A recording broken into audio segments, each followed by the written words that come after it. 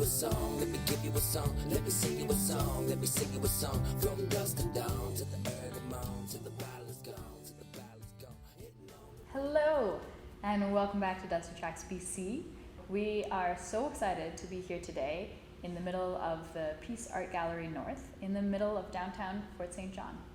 Flo Ormeño has kindly agreed to join us today. She's the coordinator and curator of the art gallery here, and is here to tell us all about the exhibits. Hello. Hi, thank you. How are you doing today? Good, and you? I'm good. I'm really excited to be here. I love art galleries. Yeah, me too. Yeah. So how long have you been working here? I've been working here since January. So it's been 7 months already. It's been going very fast, so that's good. I bet. And can you walk me through, what does a coordinator and curator do? So my job description usually goes for, first I'm the coordinator, so I'm in charge of all the decisions inside the gallery. And about the curator, is more about choosing the pieces and setting up the exhibits every month. So which part do you like better? I like the curator part. It's very entertaining. I could see that. You have some amazing art here. Oh yeah. Who is the artist that's being exhibited right now? So this artist is Samantha Wigglesworth. We just started this exhibit for the month of July, and she's going to be here for the whole month. And she's showing this just before she leaves town. So she's doing a huge sale before she comes back to school. Oh. Yeah. So she's going to Vancouver for school or something, or she's Alberta for. She always tells me it's university. I can give you that information later, so I don't mess it up. It's okay. But she's very good, and she's studying fine arts. Wow. Mm-hmm. That's amazing.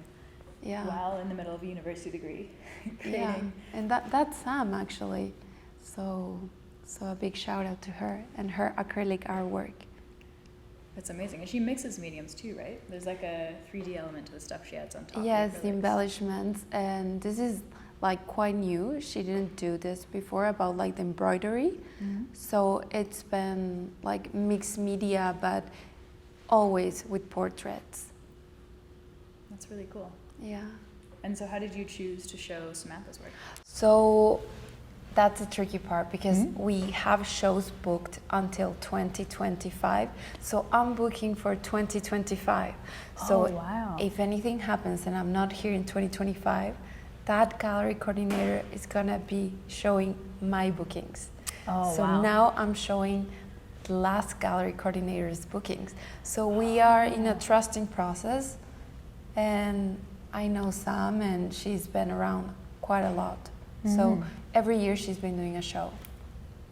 Okay, cool. So this was not your choice, but definitely one you would support. It was not my choice, but she was generous enough to show me the work before she was going to do it, to move the walls, do the setup, bring like the big pieces, wide pieces, and do everything together. So yeah.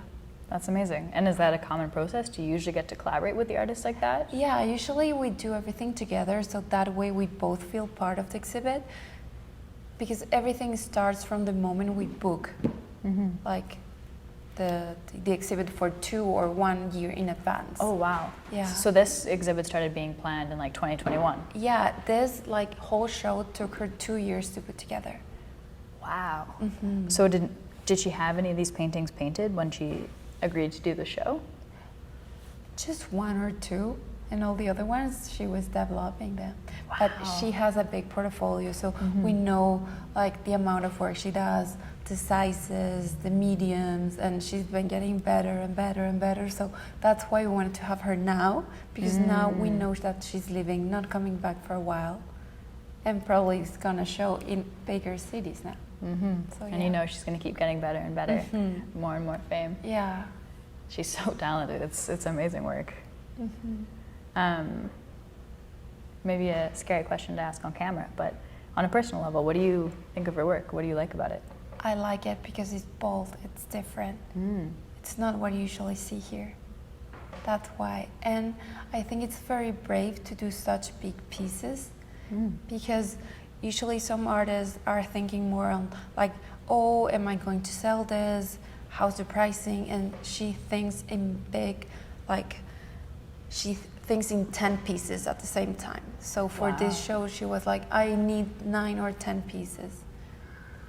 Wow. That's how it works. So it's different, and that's why I like it. And it's people, so you can see through their eyes, their expressions, their colors, what they were thinking, or the poses, and how to capture that. Mm-hmm. Yeah. Yeah, I really love that they all seem to be like quite engaged.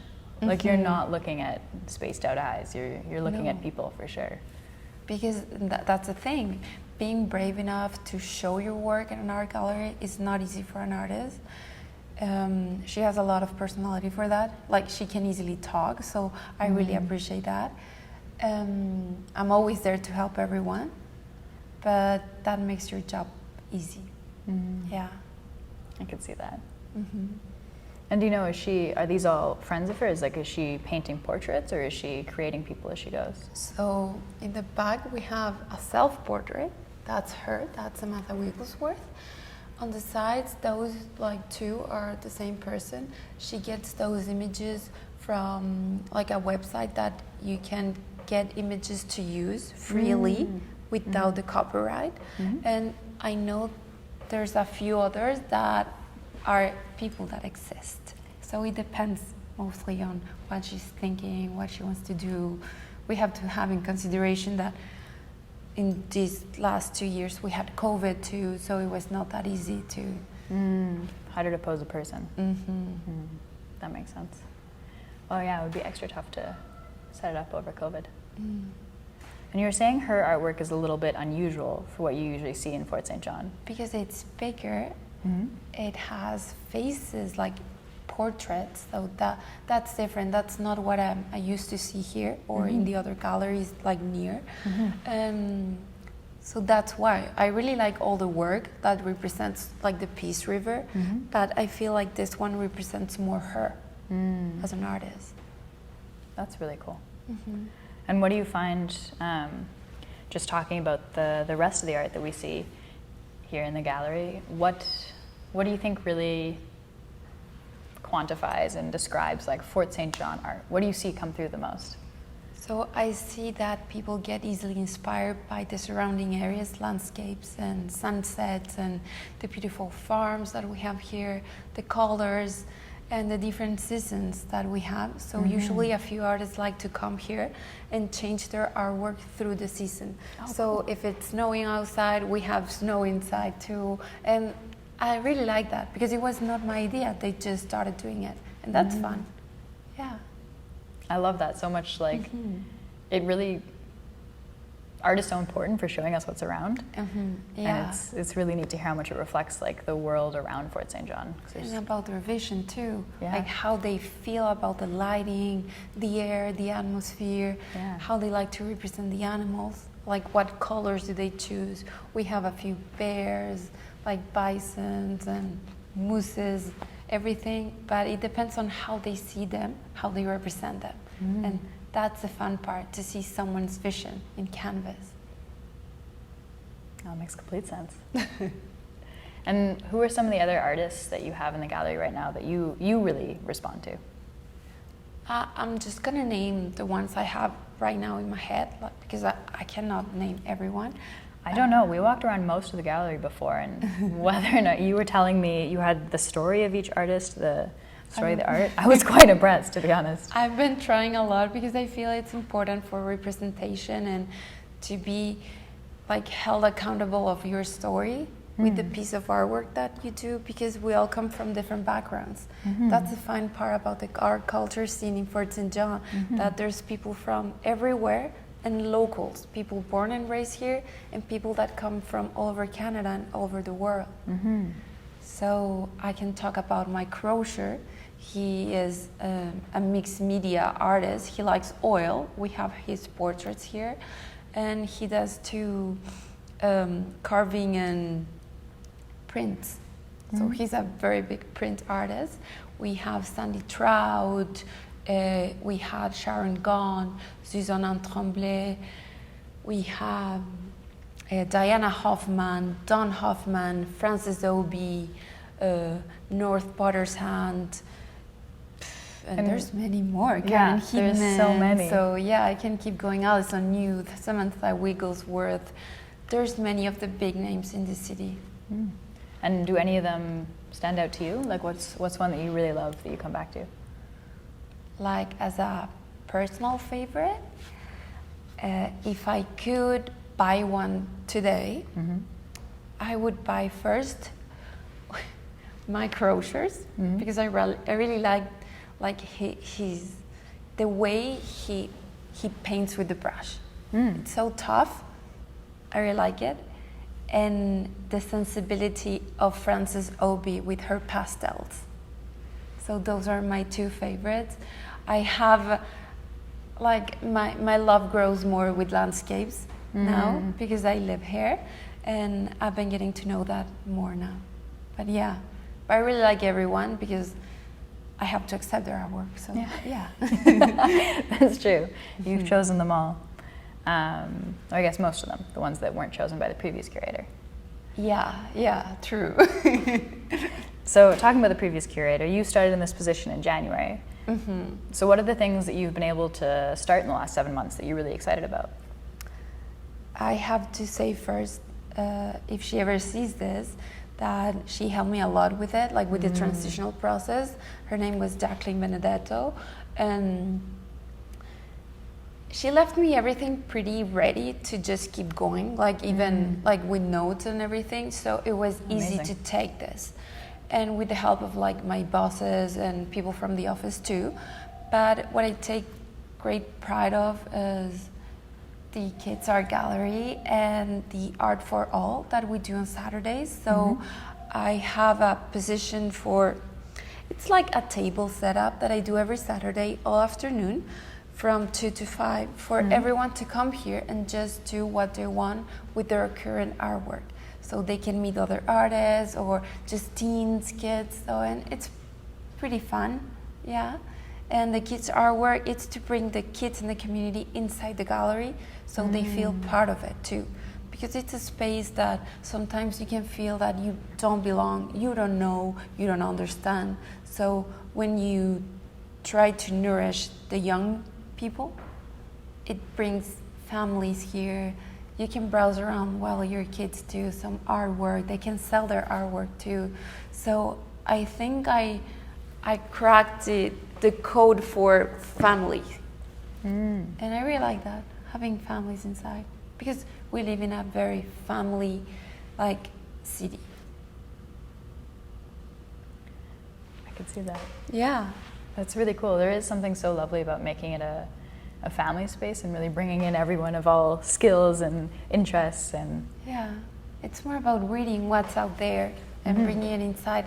Like, that's my job. It's just to get the gallery going and bring people inside. It's just not about what I do. It's everyone that works here. And even if I leave,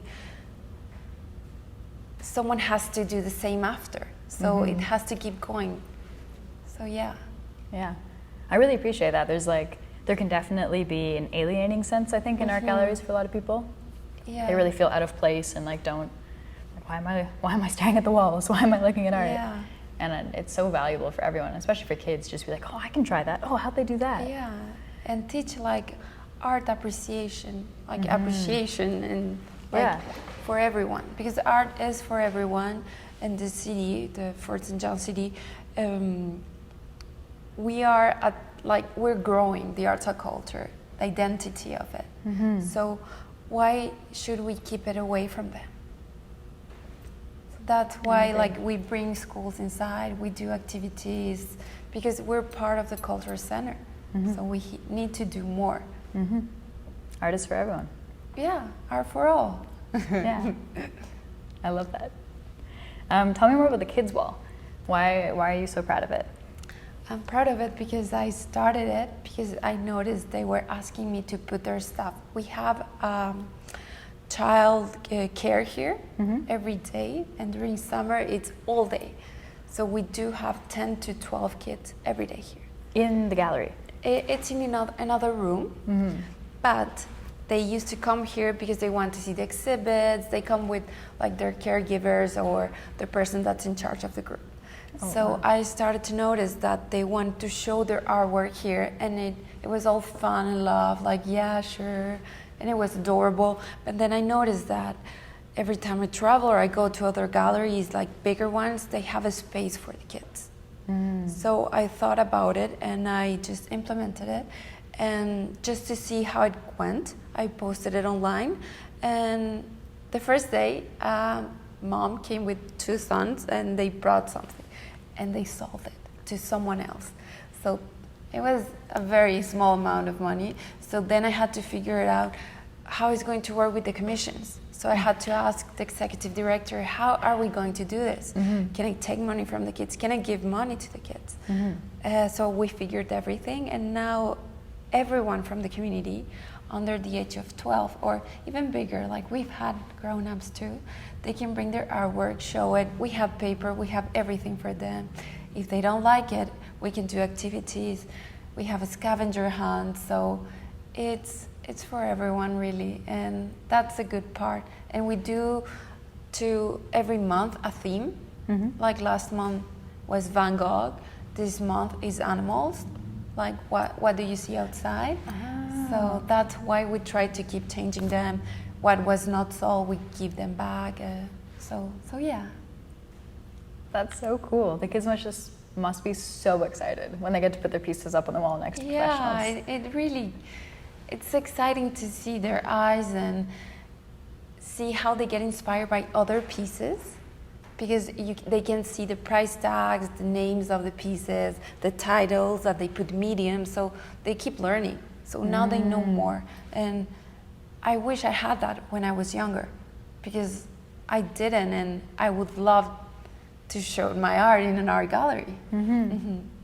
Are you an artist yourself? Yeah, I do prints, and I've been trying to do like everything really, since like from alcohol ink, acrylic. So, but I do more collage now. So I've been just browsing there. Since I work here, it's kind of tricky for the time. Yes, because I work all day with art. So after that, you're not really with the energy to it. That makes sense. It seems like there's a lot of work on your shoulders here, for sure. But it's fun. But it's fun. What do you love about making art yourself?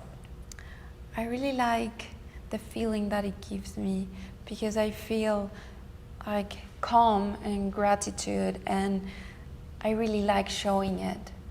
Like showing it to my husband or showing it to my friends, and even if they don't really like it, but they're gonna say something nice, and that's what really fills my heart. Even if it doesn't get sold or I just keep it there, it's just the feeling of putting your emotions into paper, canvas, or colors. So yeah. I get that completely. There's something so cathartic about it, like nothing else. Are you an artist too? Artist feels like strong language, but I love making art. But you know, that's the thing. Everyone really can be an artist, and it's hard to say it out loud sometimes. That's why so much people out there in Fort St. John or the Peace area are artists but don't show it here because they don't think they're enough. Yeah. Yeah. I think everybody should be making art, and I think the piece of whether or not it's good is so irrelevant. Like I actually don't know if I have any skill, because I really don't. I do my best to just like not look at it from that angle. Yeah. Of just like, no, I made this because I would like to, because it was fun, because I had a paintbrush and some paints. Why do it to be perfect? Like that's part of the process of learning, or like of feeling it. So yes. I agree.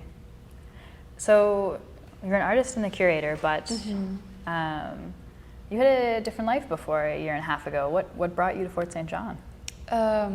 It was job and studies from my husband, so I came to support him, and because we wanted to move countries, so we arrived to Fort St. John in the middle of, to me it was in the middle of nowhere, but then now I know the surrounding areas, I've met people, I have friends, I feel like a family here.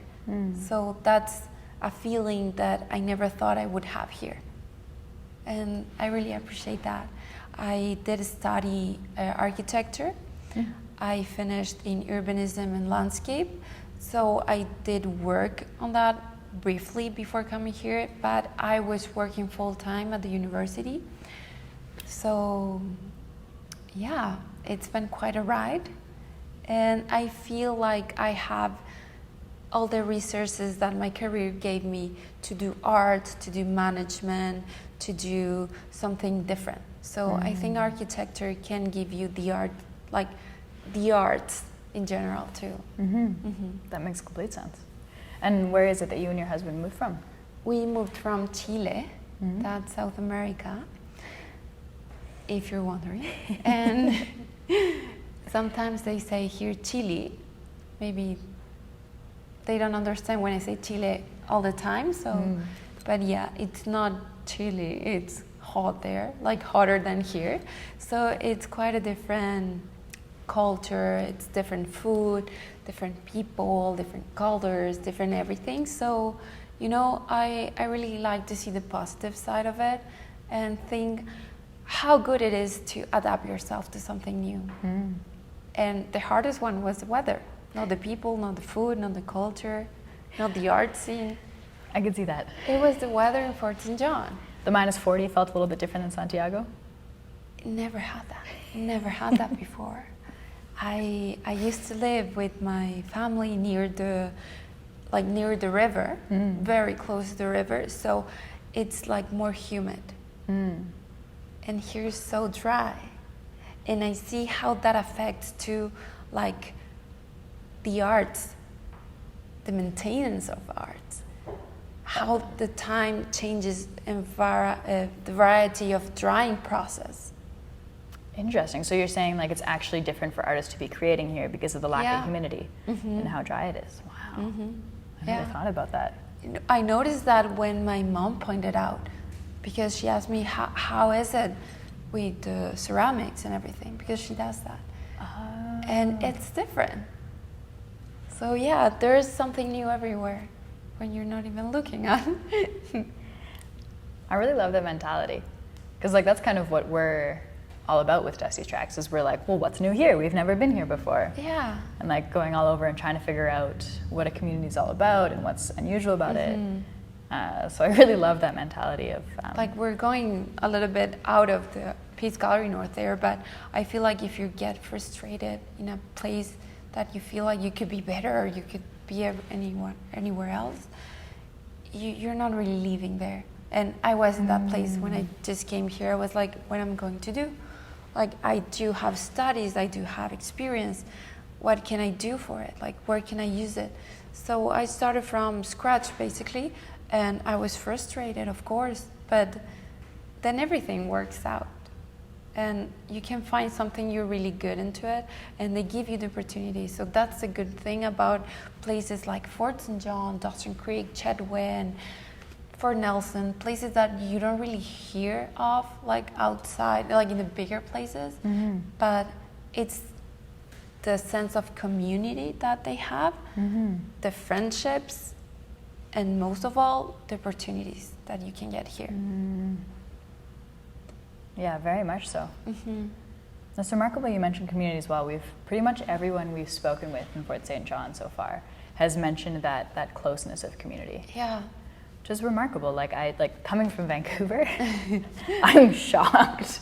Like I was lucky to grow up in community in Vancouver because I was kind of in a small town within Vancouver. But we were talking about that earlier. Just the community here is so different than a big city because they're really there's a sense of community. Where in a big city, especially like Vancouver, people are just not friendly to the same level. Yeah, but I mean, you are from there and you're very friendly and like warming. It's that. So you come here. I come from a country that it's very like gated. Like if you live somewhere, there's security and it's more like dangerous in some ways.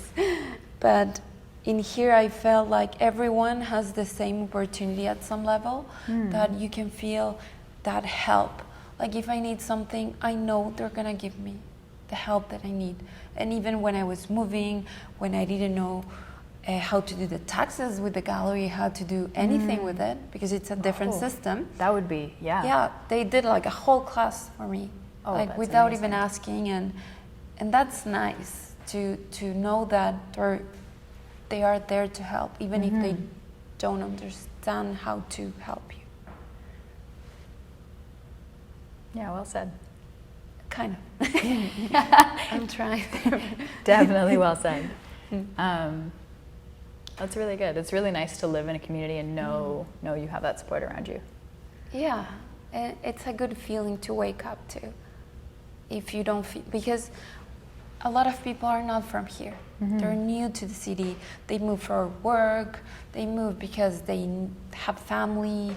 I don't know, anything. Like even me, I'm an immigrant. So to find people friendly and that they give you that opportunity, I'm very grateful for it. I'm very grateful, yeah. That's good to hear.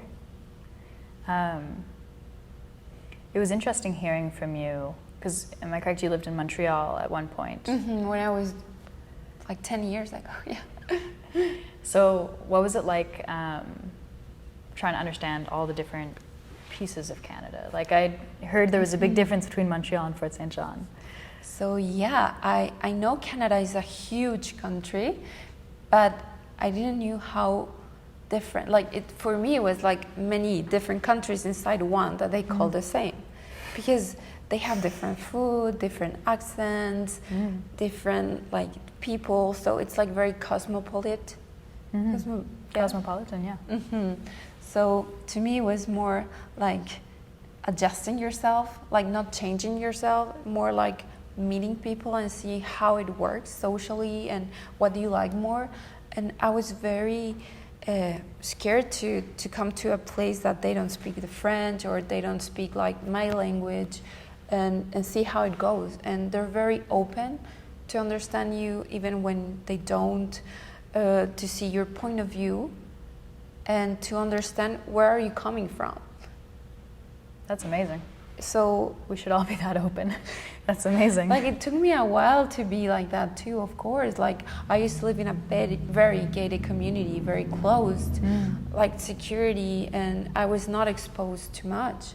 Like I was just starting in a very privileged position in my town, in my city. And then I come here and I'm exposed to everything. And I meet people from every background you can think of. So you have to be, like everything happens really for something greater in that sense. And even if people from Montreal were very different, I really like it. Like I would go there anytime.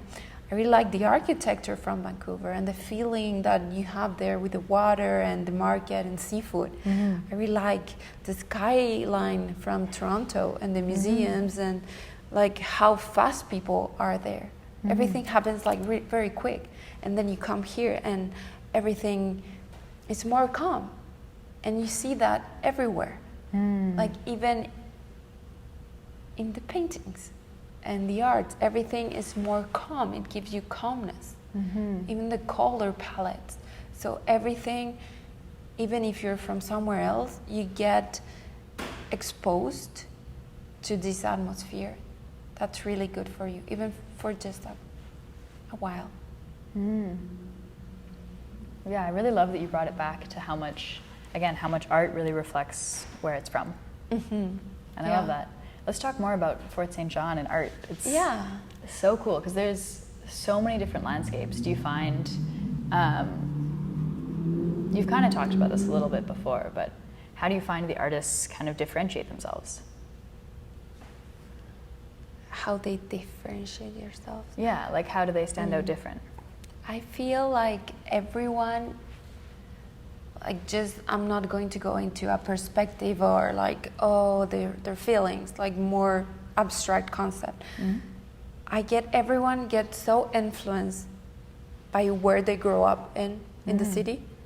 Oh, just within the city? Just within the city, because, like not everyone, but I'm just being very general, yeah. Very general. We're here for it. So there's a few artists that really like lakes, and they go everywhere in South, and then they paint here. There's other ones that like to do en plein air. That's when you go somewhere and you paint there. So that has a different feeling. And you can see what was done in plein air and what not. I can show you and walk you through that later. But That'd be so cool. yeah, and there's other ones that do it through what they see from their studio or their home. So I see that from everyone. So I've been to a few houses of artists. Like they've been very generous to invite me. And I see what they paint, and that's so fun. Oh, wow. So Yeah. really, like, it sounds like the art of Fort St. John is very much like entrenched in place, a really strong sense of place. Yes, even in the ones that are different, like even Sam, that she takes photographs and does the portraits and everything. I know she does everything from a big basement at home, that she has everything set up. And I always see that kind of darkness in her paintings, and how the reds pop up and those details too, because you have to be way more intentional in a darker atmosphere, and when you put it to the light, it's so like complicated, and I really like that. Yeah, that's amazing. And how do you find that compares to artists in bigger cities? Like, is there that same sense of place when you go to a gallery in, say, like Vancouver or Santiago? Or is it different? It's more different because in here I feel like since we like to promote local artists, we have different, like we work on a different basis because we're a non-profit. So we like to work local. We have people from somewhere, like other places, of course. But in bigger cities, it's harder to get the opportunity to showcase your artwork in an exhibit or even at a gift shop. There's waiting lists, you need more like amount of work, a bigger portfolio, there's more people to talk to. So I find that here you have that first opportunity easy. It's not easy to do art in any sense, but there's more opportunity to showcase your work, and that gives you the boost to keep going. You can get a no, like in bigger cities, there's other galleries there. But that's a good thing, that like it was not me, it was the last gallery coordinator. They asked her, who do you want to show, like who would you show in another gallery? Can you give me names? And she gave some names. They contacted a few people, and then Frances Obi did a whole exhibit in Vancouver and did great. Oh, that's so cool. You can get opportunities from smaller galleries, bigger galleries. We work together with like all the arts and culture in Fort St. John, and we're trying to really push it because it makes a sense of community and a sense of identity that sometimes lacks of. Because they're very friendly, it's a community that loves going to the fair, the market, the Rib Fest, anything. But what about the arts? Are we doing something about it? And the city is. So yeah, it helps a lot.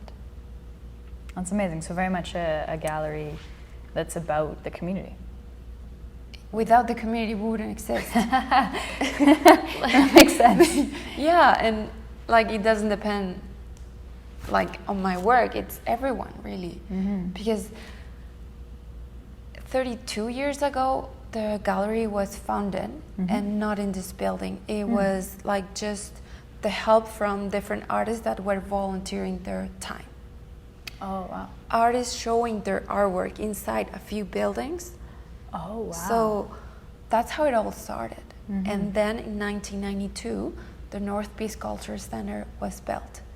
And they had the space for the Peace Gallery North. And that's when it started to be like a non-volunteer basis business. They hired someone on a permanent basis to work with the artists. So because the artists need the time to focus on their artwork as well. If you're working all day with art, you get distracted, you need it. So it was difficult to maintain that. And now we are here, and we've been here for 30 years. And yeah, that's why we keep doing the art auction, open exhibits, monthly, doing some free classes for kids, like Let's Art. There's a lot going on, so yeah. That's amazing. And why do you believe it's important that a community has an art gallery? Because I think it's a reflection of their identity and what they think of. You can see it like on what they invest. You can see it through, if you look around, you can see it how they build, the cars they have, like how they dress. It's what they like. But when you go to an art gallery or even a museum, you see the history of it, how it evolves, how different it is now. Because you can see pictures from here, from when the Alaska Highway was built. You can see how there's a place in the Peace River near Hudson Hope, the Site C, how it was before, how has changed the oil patch. We have some industrial acrylics too, so you can see how that determines like your artwork as well, your work. So yeah. Amazing. Really, again, I love how much of our conversation is really coming back to the importance of community and art really being a reflection. I think that's so important. Because, you know, it's every time we have an open exhibit, we invite the whole community and we have the help from everyone, from all the news in this area, promotion, marketing, donations, and even the artists, because they bring their own food. Like last time for this exhibit, last Friday, it was her grandma and mother that baked some goodies that were like delicious. So we provide some other stuff. I do the setup. So it's a group work, and that's how it works. If someone doesn't do it, it's not going to work. So I feel like that's why it's so important, because if people doesn't show up, that's a community. And they know it's just support. They don't have to buy. Just to show up, it matters. Well said. Oh, thank you. Just in one of our last questions here, because I know you guys open pretty soon. But what are some of the exhibits coming up that you're excited about? I'm very excited for it. Okay, first, this exhibit just started. So we have this one for the whole month of July. And next exhibit, we have Prince Artist North. Then we have Suzanne Tremblay. So for Prince Artist North, you know how they do the big print day. Last month, we did a big print day. So that's under the Bright Nights in June. It is to commemorate when the North Beach Culture Center was founded. Okay. So it's called Flying Colors Association. A lot of them show their artwork inside the gallery. So they gather and they do prints together. And I'm talking like 1 feet, like huge prints that they carve.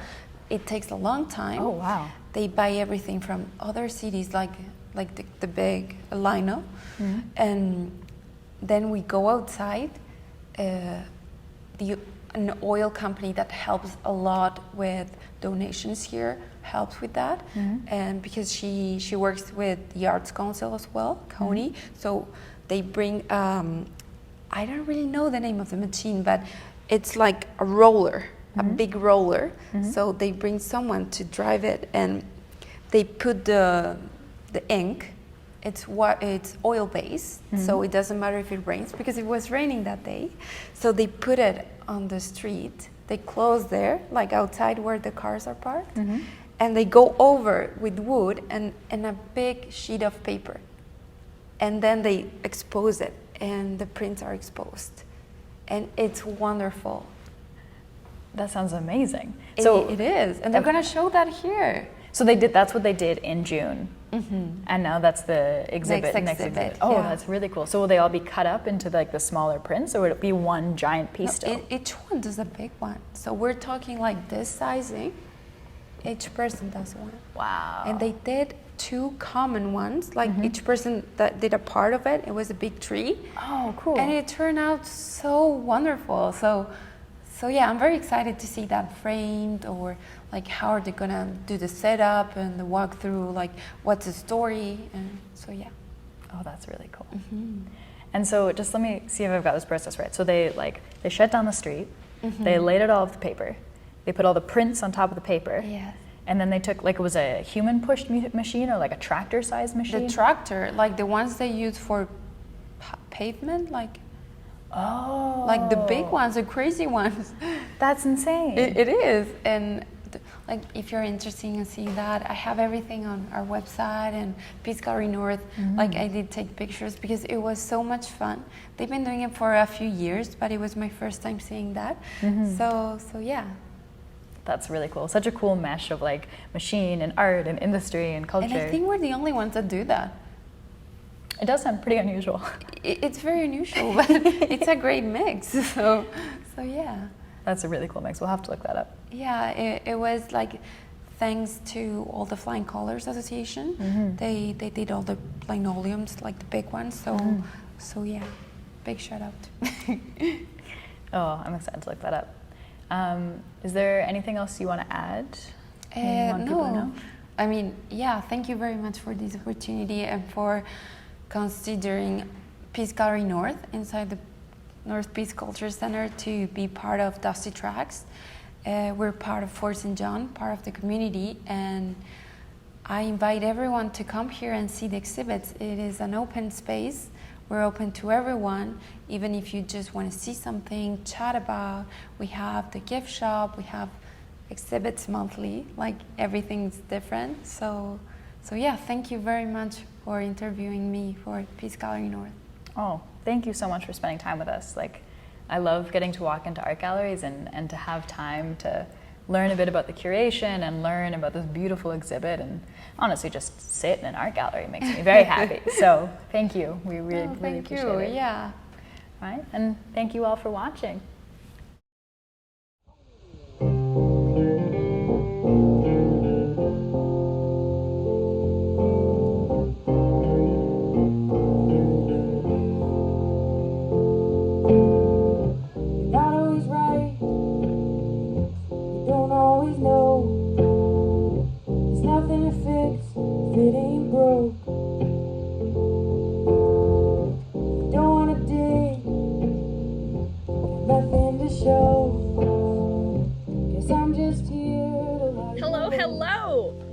Welcome to Dusty Tracks BC. We are here in the lovely backyard of Bruised Orange Productions, right in the middle of Fort St. John.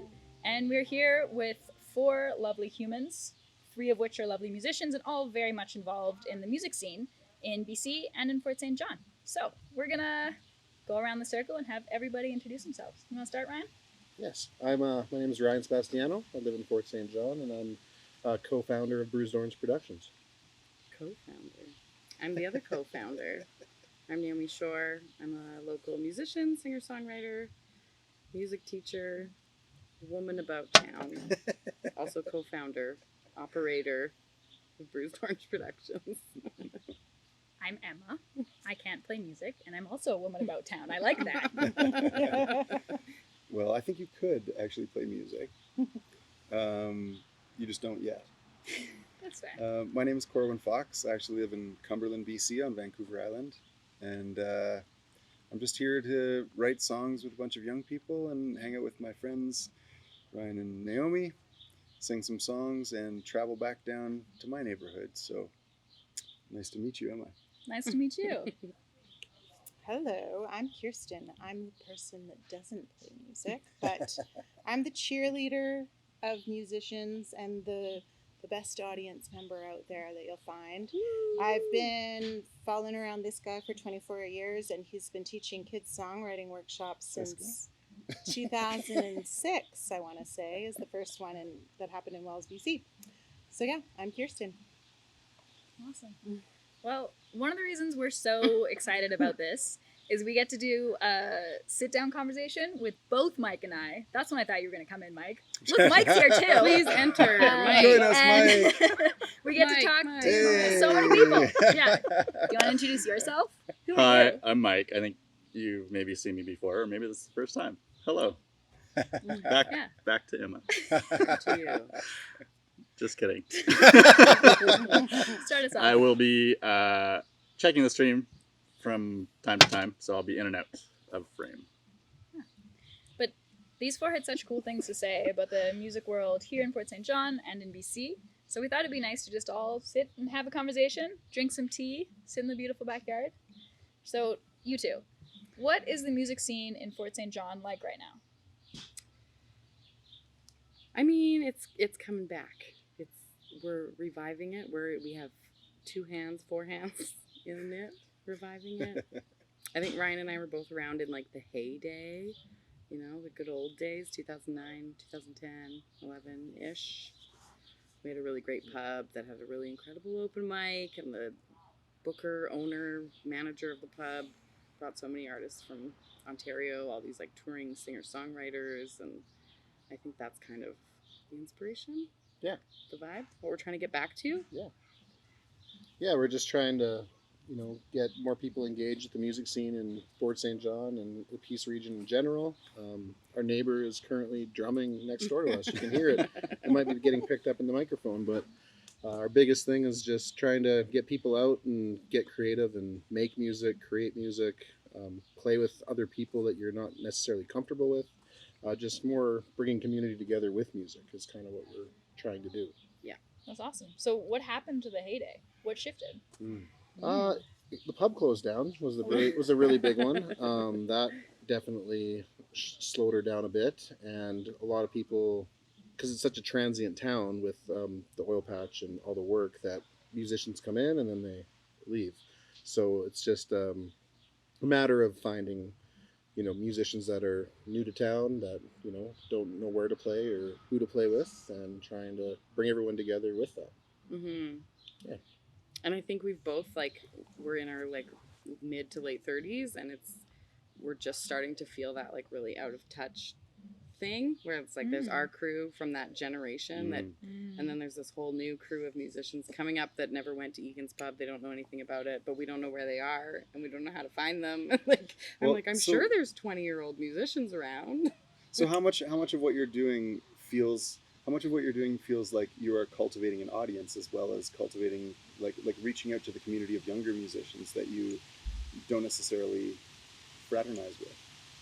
I'm just gonna switch this so you don't have to hold it. I feel like it's just getting in the way a little bit, and we don't have to worry about it. Michael just switched the levels on the back there because we're gonna put it here instead of moving it. Okay. I feel bad having We to can't hold this, help hold but this. talk over each other and interject. Well, I want to hear all of you guys, and not Yeah. you can talk with your hands and be comfortable, and you can forget more about the fact that we're doing other things too. Legit. Yeah. I think, part of it is Ryan and I's goal is definitely to build community in our arts and culture space in Fort St. John, and that we already are so connected with so many touring artists who are making original music and making incredible music that you don't know about. And so we're trying to support those artists and give them a platform, but also build community, and hopefully some of these newer, younger artists will come out of the woodwork, or maybe it'll encourage people that are shy and hiding to... Well, it just feels like really important work, because simultaneous to having the best platform anyone's ever had, the whole world is available, it's also there's that much more noise and competition. So let's say you're a young person in Fort St. John, BC, and you write songs and your songs are amazing. You won't necessarily get heard. Just because you have access to the whole world doesn't mean you'll poke through enough to actually... So I feel like the work that Bruised Orange is doing is actually really important, because when you can sit in a backyard and play songs and people are there and can be moved or can be inspired, that feels like really, really important, life-changing work. Are you getting that type of response from what you're doing? I know Bruised Orange is pretty new, but...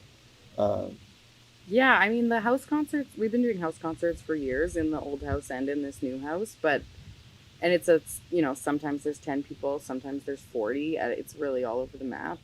But the Music in the Park series that we started last year, the audience started at about 90 people at our first show, and by week 8, a weekly concert for 8 weeks, it was at 300. So I think people liked it, and now people are asking when it's going to start this year. There's a lot of hype, and just it helped build our brand for sure, and a little bit of recognition, which was the goal. Part of it was the goal, just to we should start a company and have a logo, so that people start to see it and then put it together, we can trust their programming, and they're going to provide this thing, but also providing free, accessible to everyone music. And then it's if you like this and you have the means to come to a show, and if not, come email us, Right. come anyways. There's no, if there's a barrier because of cost, that's the silliest reason not to come. Yeah. And so just walk us through that. What is the weekly Music in the Park, and what is Bruised Orange Productions? Tell us more. What is Bruce Productions? Well, we're fortunate enough to be able to have this wonderful park downtown Fort St. John where there's this great stage, big open area for listening. There's a parkour park. There's a playground for kids. There's spray park. There's so many activities for a family to bring the kids down and have music going on. You can hear it all throughout the park. I was with my son at the playground. He's climbing to the top, and you can hear the music loud and clear, hundreds of feet away from where the stage is at. So everyone's down there, maybe just coming to play at the park, and then there's music going on. So they're kind of hanging out and enjoying their time, and more people, like Naomi said, kept coming to the music in the park. Week after week, it really So, and then just bringing in different artists from all over, Western Canada, basically. and they're all independent touring artists that nobody's ever heard, and so far nobody's been disappointed. And it's providing that free, accessible music. Just I don't know, we've been starved of it for a long time, and part of it was the pandemic, but even before that it was hard. We were trying to run a concert series at a cafe, and it was pulling teeth to get people to to sell 50 tickets, and we have 25,000 people here, and everybody makes a lot of money, and in the winter there's nothing to do. I just couldn't figure out. So what do you think that was? Why? Well, sometimes it's probably too cold to leave the house. At the end of the day, you're doing a show and it's 30 below outside. Ticket sales are probably going to be down a little bit, but everything's down. But it is kind of training your audience and just building that trust with the community that if Ryan and Naomi book it, if Bruised Orange is on the poster, you can trust that it's going to be good. It's not, it's going to be high quality production, and the songwriting and the talent is going to be good. So it's I think just getting people to take a chance on a $20 ticket or a $25 ticket for somebody. So to trust your curation that it's because you have a lot of connections from your all your years of touring, right? So you are actually have kind of international feelers out there already. Yeah. Tell us about that. Where did you tour, and who did you tour with as a musician before this? I started in a duo with my friend Lindsay as a folk roots duo. We both played ukulele and guitar and a little keyboard. And it was very sassy, breakup songs. And that's when I met Corwin Fox. That's my jam. Yeah. In a parking lot at Artswells, as you do. So we toured all over Canada for 7 years. We went to Australia. It was our last big hurrah in 2017, I want to say. And I think we gained some local fame, and we got around on the Western Canadian festival circuits and whatever, but it's kind of weird to be in a small town and have people, they kind of know everything about you, and that's good and bad, where they're oh yeah, Naomi, she's always playing shows. She's always trying to get us to buy tickets to the show. And it's hey, but I do know a lot of really talented people. And I'm not just bragging about my friends. Come see Naomi's friends playing tonight. Well, but that's where the curation comes in, right? Because it's not I know you have a lot of friends. You're not bringing all of them to Fort St. John.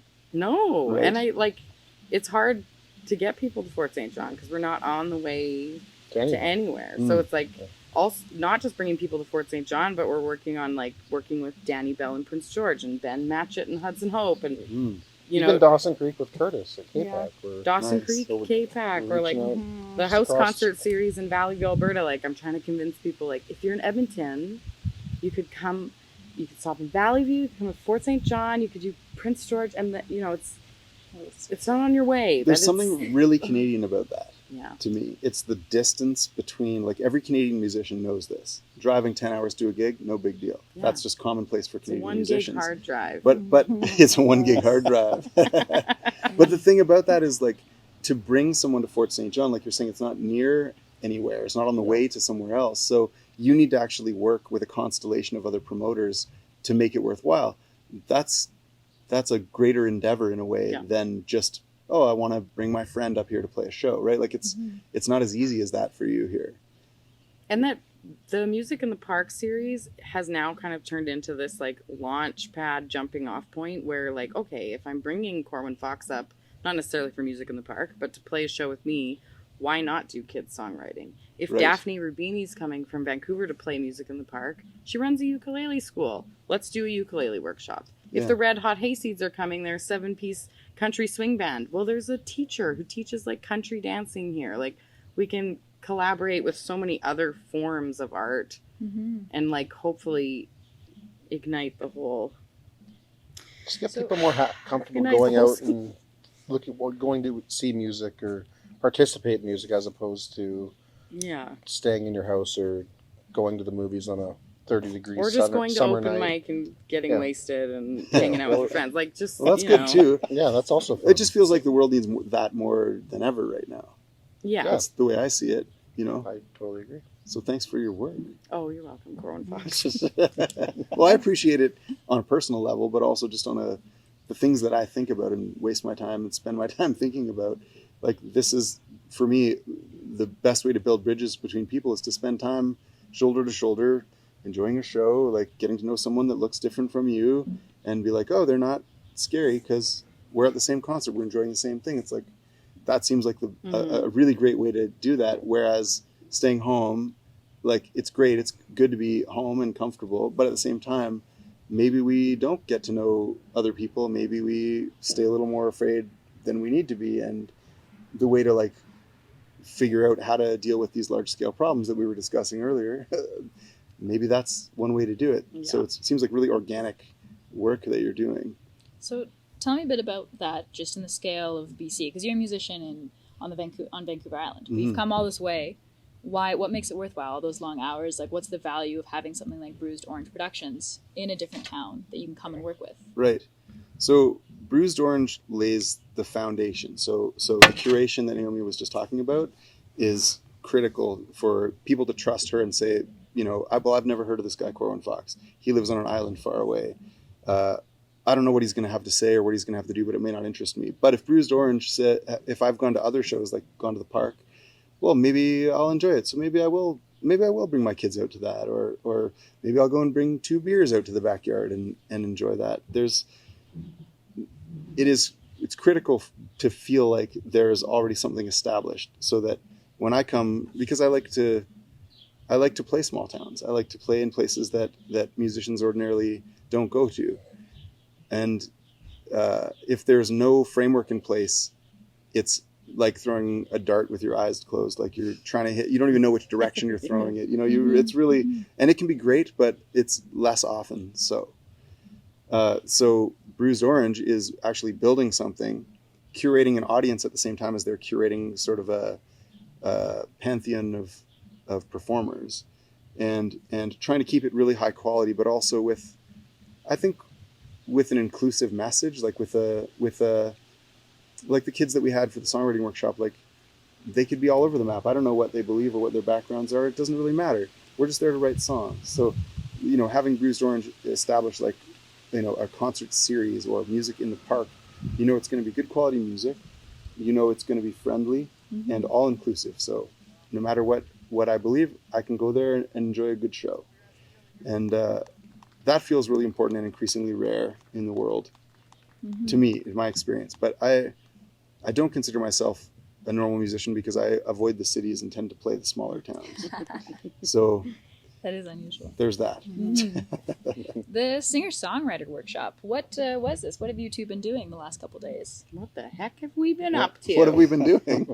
Well, Corwin, like I met Corwin at Artswells, I think, and that festival, I mean, it was incredible. And he'd been doing kids songwriting there. They do it like the whole week leading up to the festival, and all these like festival children that are like born and raised on those festival grounds, feral festival children. And so just like anytime I've been lucky enough at the festivals, any festival that he's at, to catch his songwriter, like kids songwriting showcase, I'm always like, this should really have a trigger warning, because I'm never okay. Like it's so intense. And just like, we just were together in Penticton for a new festival called Ignite the Arts, run by the same people that created Artswells. And that kid's songwriting was next level. Like I had a very deep dive with my therapist after, but it was, so he was in Smithers, and we were putting this whole tour together. Like, you're in Smithers, so you're only 10 hours away, so come up here, and then we can tour back down to the island together, because we have a festival on the island. And I mean, if you're coming for a couple days, we should do some kids songwriting. And then I've been teaching private music lessons for like 15 years. So I've got a big pool to pull from. And yeah, we were like, okay, we could do 2 4-hour days. How many kids can 2 of us like handle? Me, like you're good with 30 or whatever. And we just did it at the house. It was incredible. But Corwin can tell you a little more about the Well, how many whole kids? process. How many kids could you handle? How big was the workshop? I dare you. Well, so we had 7 kids this time. I think the maximum for 2 instructors is around 20. Ideally with a 3rd instructor, but it's kind of a thing I developed with Kia Kadiri. Shout out to Kia in Vancouver. We did way more than 20 students at a time and realized very quickly that was not really tenable because the idea is for everyone to get something great from the experience, and that can't really happen if we also had 4 or 5 days to work, so it was different. This is like 2 4-hour days. I was your Kirsten? I was your bonus. You were always backup. our bonus. Put a Wrangler. Band-Aid on.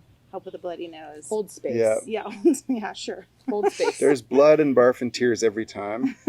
We Our blood had was on the 2nd day. Yeah. And barf? the well, cat, the cat part. only the cat. And tears. I stepped in it.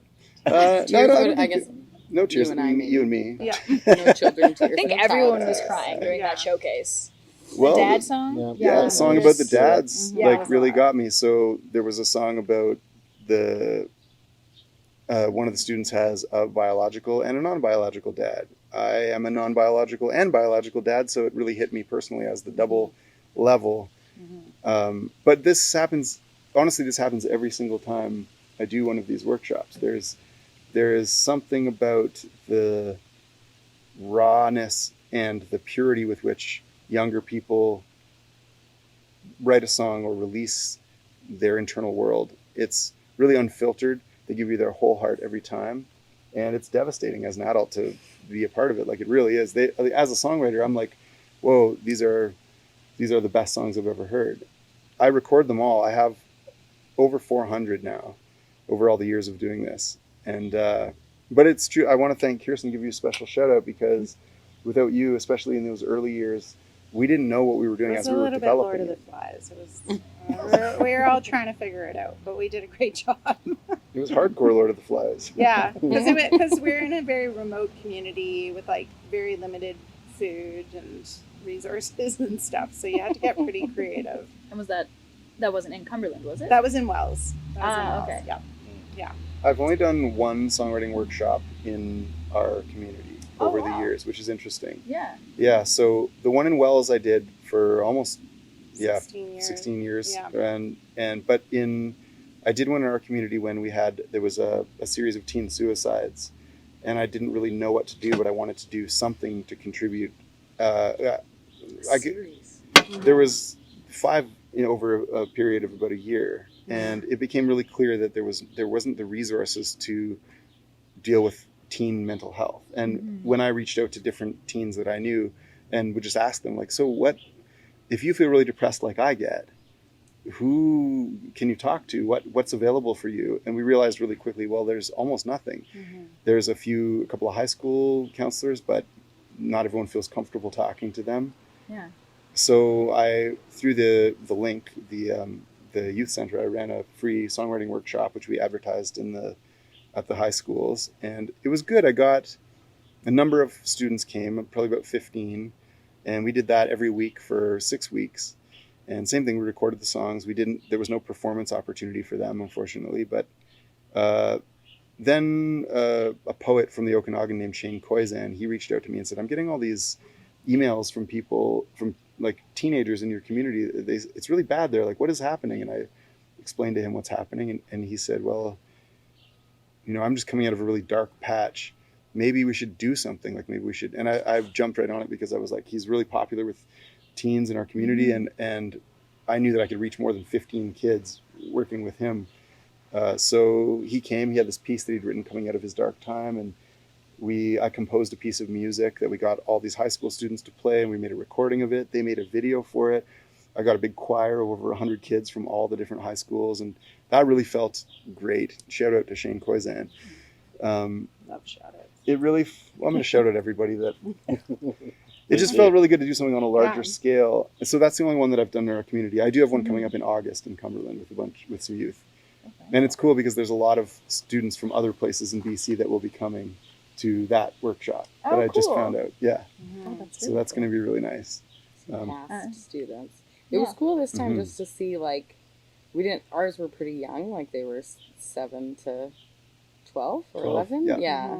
Mostly 9, 10-ish. But it was cool to just see, like, the change. And actually today at the showcase, even having parents be like, whoa. Like Lily's mom. Right. Like, this is, Oh, good. she's a different person What a now. pure and beautiful voice she has. You can't even teach that.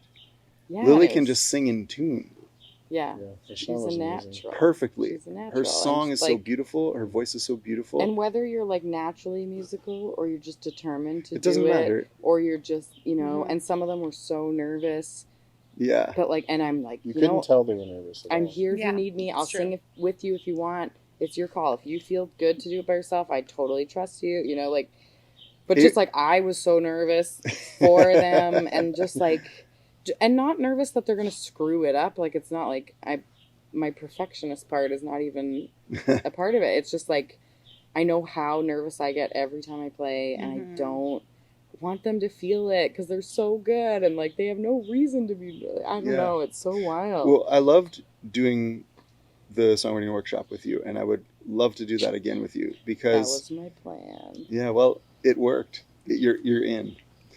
Because it's your honesty. Like, this is true for your songs and your music as well. Like, the way that you write, it was beautiful to watch you talk to them like young people instead of kids, right? Well, and that's that was really important another for me. really impressive part of watching them express themselves with like no judgment. Like, I'm gonna rhyme it with it. You know what rhymes with about it? About it. Like, it takes me a year to write 2 songs.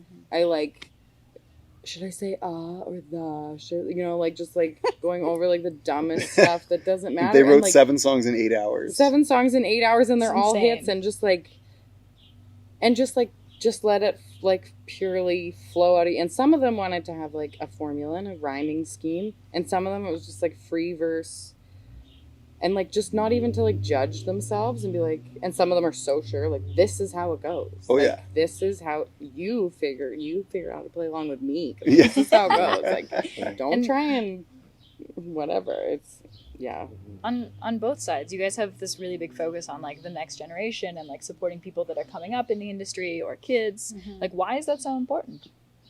What's the value in that? I mean, I think when I watched your songwriting showcase, the kids showcase in Penticton, it was like I was a very troubled youth. I was a problematic youth.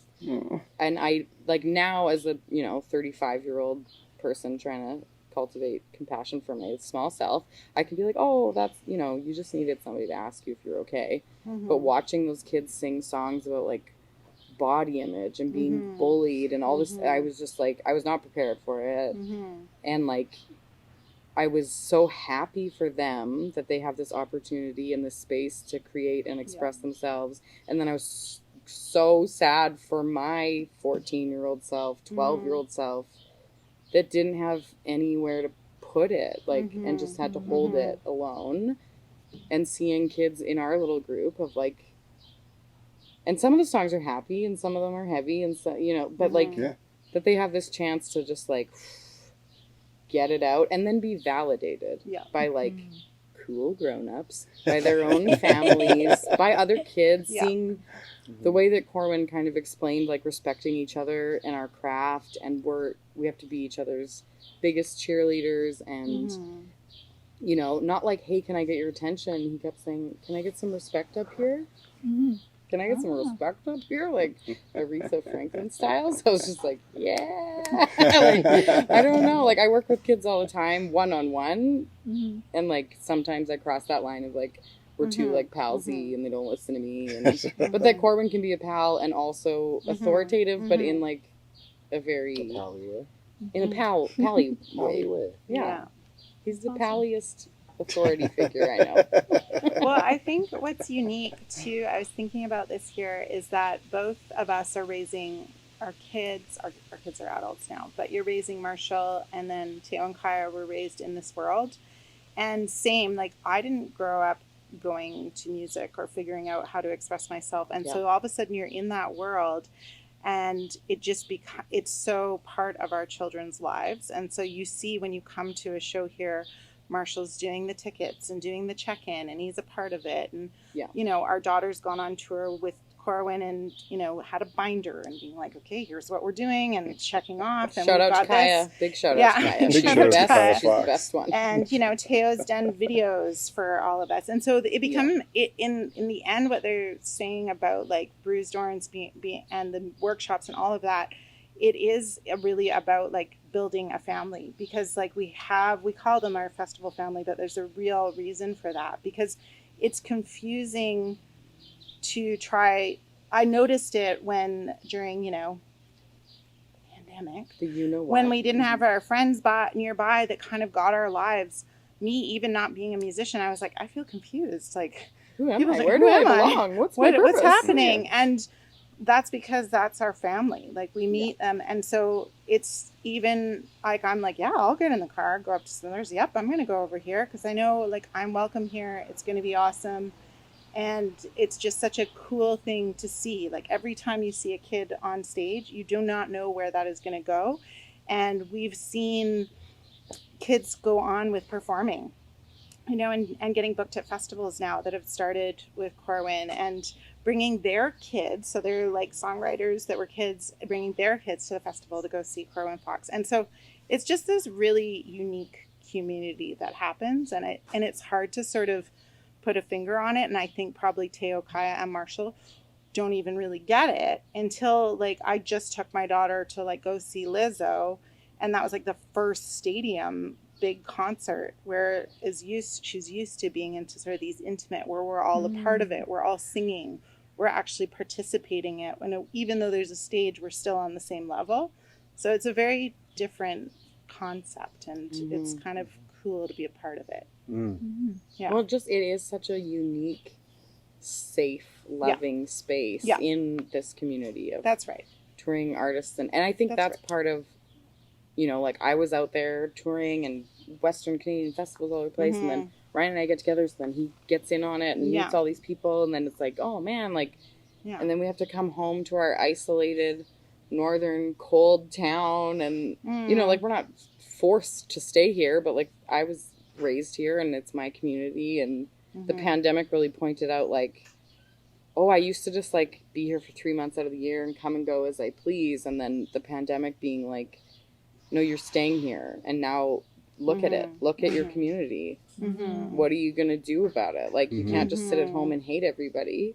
Well, you know? and Like, on that tip, I think that's exactly how I would answer that question for myself, is that when you're doing something for your community, for me, working with young people is important because as somebody who struggled with depression and mental health issues my whole life, I want young people to know they're not alone and be able to talk about this. If we're going to have any chance of reducing the stigma of that, we have to let them know from a young age that it's okay. And it's good to talk about what you feel. It's good to express what you feel. and that there's always somewhere to put it, and there's someone to share it with, and you're not by yourself. And you're, you know, even Sawyer and that dad song, like, I mean, it hit you, but it's like, it's nuts. But then zoom out even further from that. These young people are inheriting all the problems that we're allowing them to inherit. So we know that we're not really giving them an adequate future. Like, we know that. So how do we can't really accept that, but what can we do about it? It comes down to a small community effort, you know, and I want to do everything that I can to empower young people to be able to deal with these problems and feel confident in the world as individuals, but also as give them the ability to work together to be like, no, we can solve these problems. And they're aware of every single problem in the world. Like, it doesn't matter how young they are, they know. So and they to need support something. each other and to, like, you know, build that empathy. And like you said, so many like artistic kids aren't, you know, they're not on sports teams, but you want them to have this feeling of like, we're on a team and we have each other's backs. Even if we're all writing and singing individually, like, Yeah. we can be each other's biggest supporters. And that's the thing on any scale in any town, city, music community. Like here, I think Bruised Orange, it's like, how can we build it up and band together and support each other locally, but also any outsiders that we're bringing in, and like make Fort St. John a real Fun place destination. to come and hang out. Well, it's hard to do. It's taking work, but you're doing it. Yeah. Like, and where thank do you for doing it. Where do you hope it goes? Hmm. What are the next steps? I don't know. I feel like we've been very overwhelmed with like the possibilities of all the things. Like we're producing live events. Ryan loves gear and he's very interested in engineering Yeah. and like It's all good.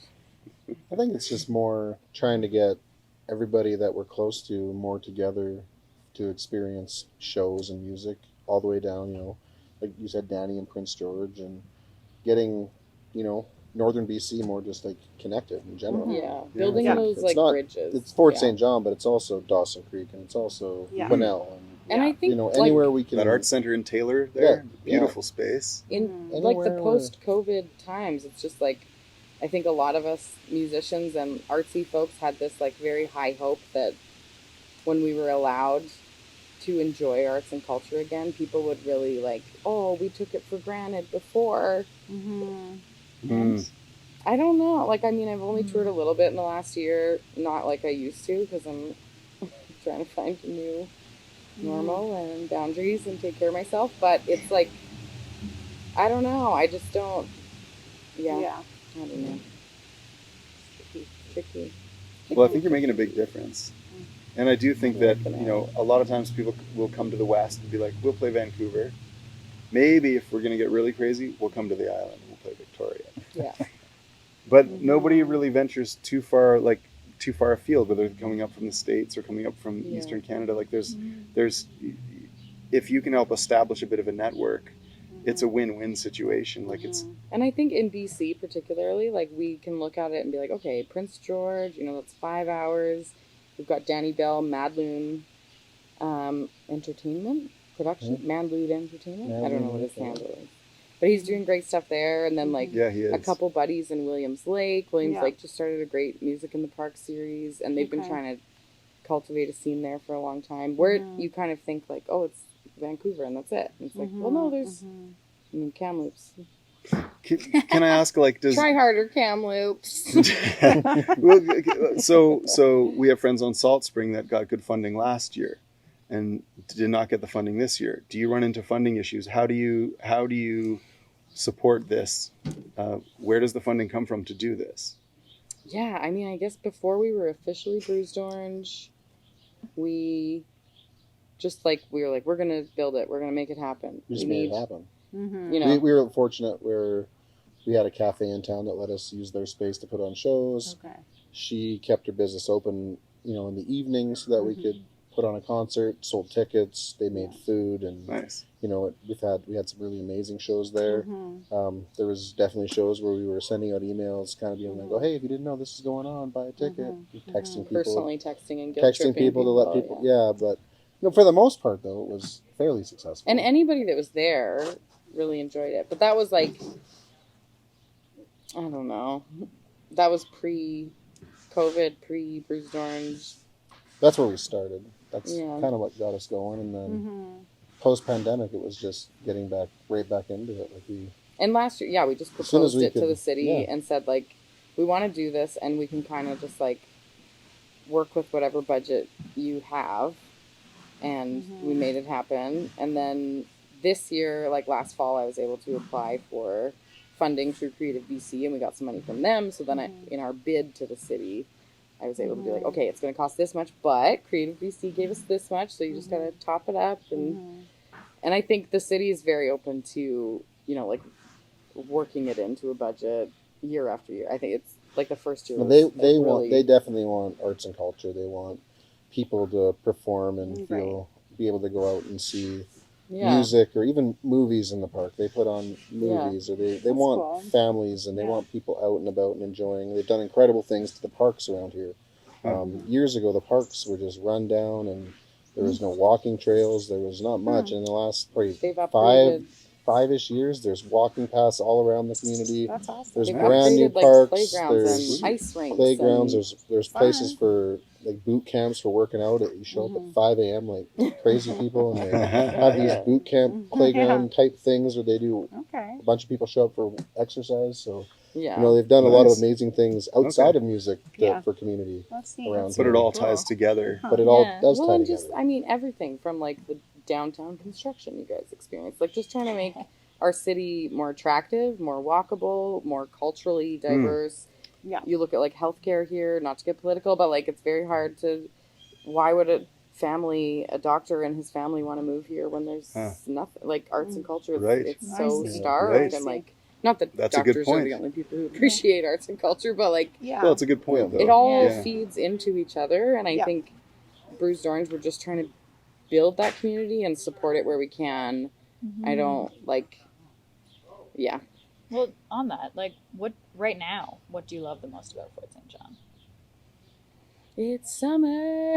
that was a hit It's song this summer, afternoon. That was a hit this afternoon. clouds stop raining. I mean, I always love that, like, Fort St. John, I don't know if this is still the stat, but, you know, maybe 5-10 years ago, like, we have the youngest population per capita in BC. We have the highest teen pregnancy rate also, but they go together. But just, like, I spent a winter living in the Okanagan in Oliver, and it was, like, a culture shock to go from, like, our average age is 27 and theirs is 84. Yep. Just like, whoa! Like, everything Wow. closes at 6 p.m. I was like, what's What's up? up? Big shift. So, yeah, I love that there's so many young people and so many young families.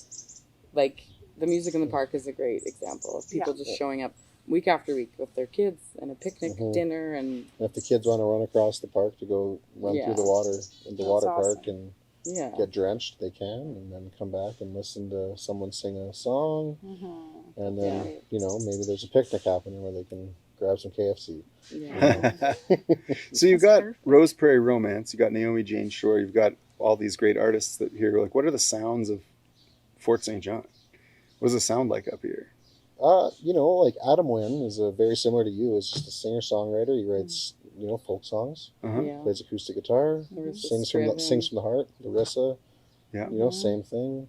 You know. Yeah, and there's a lot of singer-songwriters. There's a lot of feelings there's in a lot the of North. feelings. There's a Yeah. great Yeah, group, yeah. great group of musicians. Last Horse Standing that, you know, put out, you know, folk rock music, and they're really fun, and they've, you know, been playing a lot more, and you know, Craig Brooks, you know, Walker making country Tompkins, music, we got Walker Tompkins, Hardcore Country. So some Kevin more Hicks. There's so many country. amazing There's a musicians. young punk rock band of Punk like bands? queer youth called Tantrum that That's are Okay. amazing. really rad. Yeah, and you know, That's the we're other just- thing. Yeah, we're just trying to like connect everybody. You're You giving know, vocal lessons to some teenagers that are playing in a rock band that think, you know, Stone Temple Pilots are, you know, obscure 90s rock. And Okay. to get people like us, we're like, you know what, that's our wheelhouse. Right I'm on. glad- you know, there's probably a time I thought Twisted Sister was obscure rock and roll when I was a kid. But Right.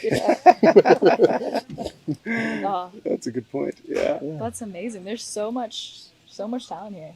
There's that has been one thing I've noticed about, you know, Noble Son's a good example. Just the Yeah. owner of the Lido, his son Adam is Noble Son, and I've known him since we were teenagers, and he just is uber creative and has always been able to just write songs and make them catchy and make them unique, and then you know you try to And then he play gets- along to them, and you're going, I don't understand how your brain works and why you do those chord changes, but they always work, and Yeah. but the creativity Super is just creative. always there. Yeah. It's just always Yeah. been there. And it could be a thing with, you know, being in the north. I remember when we were at the Dream Cafe, and it was like, if they come from Winnipeg, they're just amazing. So it's cold and there's nothing else to do.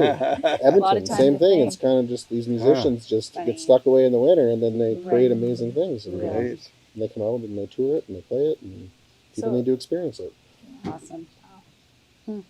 What do you find is like, how do you keep this talent coming back? Because I know, like, we know Larissa is playing right now in the Okanagan, and we know Adam is mostly based in Vancouver, I believe. So, like, how do you keep the talent coming back again? Well, Adam just came and played a Noble Son show the first time in 4 years, I think. Like the last show was he and I again at the Lido, which his dad owns, but I don't know, he was like, it's a long way to come, you know, he's flying up with a band and he's paying them, you know, per diems, and it's a lot of work and it's expensive to get here. And, you know, if you're not on a tour, but I think like I feel pressure for sure when we're producing shows to just like house concerts. I want to make sure there's as many people as possible. I want to make sure the charcuterie is on point. I want to, you know, like we've got Bruised Orange beer steins and we've got a local brewery donating a keg. And like, I just feel this pressure of like providing the best possible experience, and not just to the audience, but after so many years of being a touring musician, I want to host the heck out of people. Like, I want, you know, I want to have your gluten-free wraps ready for you. And do you want to grind your own beans, or do you want me to grind your coffee beans? Okay, we can make anything happen here. Like, it's just a full-service hotel. We have a dishwasher on staff right now, which is really nice. Shout out, Kirsten. But yeah, it's just like, I think there's a lot of pressure to bring artists up here, and like, trust me, it's worth it. It's worth your while financially, and the vibe's going to be good. And even the couple house shows we've had that there was maybe like less than 10 people, I think those artists were still like, oh my God, I had a great time. Like, you guys are great hosts and your friends are so nice. The people that did show up were awesome and so appreciative. And I think we both feel that responsibility to like provide this nice experience and only invite Give someone a best place pals. where they can feel they can share their art safely and you know, not have to, if there's 5 people, if there's 50 people, it doesn't matter. They're gonna but it's a good place to come, and you know, the more we do it, hopefully the more people catches on and more people come, and you know, then we can always have the ability to get people to come back because they know that Fort St. John's great. They'll always get people out to come see shows. They always have things going on. They got a great supportive community up there. Right. And you know. Well, on that tip, can I ask you a question? Sure. So you've been traveling around with Mike, and you've been in these different communities. How do you? What are your reflections on Fort St. John? What have you noticed since coming to this community, or since being here? I'm not asking how does it measure up. I'm just asking about the specific flavor. No, it's an interesting question because like we've been thinking about that. We've been here for about a week and a bit now, and we've been thinking about that, trying to figure out like because what we were asking, what's unique about Fort St. John? What's unique about where we are? And it's very different. So we did Cranbrook, and then we did Dawson Creek, and then we came to Fort St. John. And of course, in Dawson Creek, we asked people about Fort St. John, and they're like, Dawson Creek's way better. Way better. I'm sure you two would say the same in comparison. Dawson Creek's pretty cute. When you see it at Christmas time, they got the Mile Zero post all lit up. They got it They got a dialed. nice town. I would never talk smack about Dawson Creek, not ever. Never. It's a beautiful answer. I actually love this. They have a This is great town. It's Yeah. awesome. It I is wanna- a cute town. I like playing shows there. My band Right. just played there a few weeks ago, and we had a great time. We played his Last Door Standing and had tons of fun. And we were just walking around. And this is a pretty nice place. Yeah. Right. It's great. Yeah. Having the awesome. opportunity to find yourself in a new town that you've never been in before, you know, you're always able to find what's readily available online, but you know, reaching out to community members such as yourself and having those connections, and then seeing the, you know, behind the hedge, if you will, of there's a great thriving arts community here, right? That's Striving, maybe. striving. Well, seems like it's doing potent. pretty well. Yeah. Yeah, I would say so. Trying their best. Also having, you know, the seedlings of some great artists coming up that you're hosting here in your backyard. Having an opportunity to come back here and watch that today was like, The I mean, seedlings. yeah, maybe not all of those individuals that go on to continue playing music. Yeah, Right. hopefully they do, obviously, but you know, that's seeing that start in a community. And yeah, it's a completely different reality, I think, than what the majority of people will research about Fort St. John will have. You know, Yeah. getting here and being able to, you know, spend some time, not just, you know, an hour and a half outside of Fort St. John hiking, whatever, or fishing or whatever. You know, there is like a strong sense of Yeah, like, you might have to like look for it. For but sure. It's there. For sure. You have to Yeah. scratch around a little bit. Yeah. Yeah. Well, I mean, It's- oh, sorry, go ahead. It's really neat always getting to know a town because we always like everyone we meet. We're like, what do you like about your town? What's your favorite Yeah. thing? Right. Like right. so, everyone Right. we've talked to this week is different. Of course, totally different answers. But we did keep hearing your name. Quite a few people. Mm. My name Tell me- or our name? Your name in terms of Orange, but then also just like Naomi Shore. Mm. The best story we did hear though was that the pool had reached out to you about being a spokesperson. That was our favorite story, and I was like, yeah, we really have to talk to this woman. Yes. I think you Kinda didn't known even take the gig and it's still following you. someone Turned that gig down, and it's still No, but that's how we heard it. We were like, she was offered this gig, and she said no. She's great. She knows her boundaries. She's like a huge part of the art the scene. only part that Boundaries. I've ever even held a boundary. Will But you yeah, tell us that story? yeah. So the city of Fort St. John. I mean, we've done lots of like contracting work for them, and I mean, I've been a local musician for a long time, playing Christmas parties and city events and whatever. So I got an email from the city of Fort St. John because we've had a real problem at the swimming pool. People, hopefully children, just can't stop pooping in the pool. And so it's like every 3 days the pool's closed or whatever. And it's like our pool has been a source of, community contention for a long time. But so I got this email saying that like they're going to launch this campaign, this no poop in the pool campaign. So I'm reading this email like, okay, what does this have to do with me?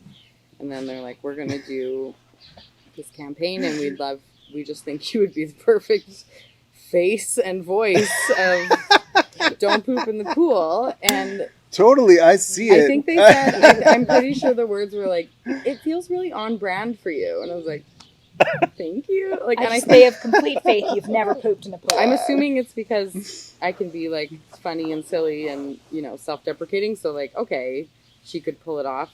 But the first thing I thought was like Doug Cox of Vancouver Island Music Fest or Chris Frere of Winnipeg Folk Fest, like on YouTube typing in my name after reading my festival application and being like, I should check out her music. And then I'm like, don't poop in the pool.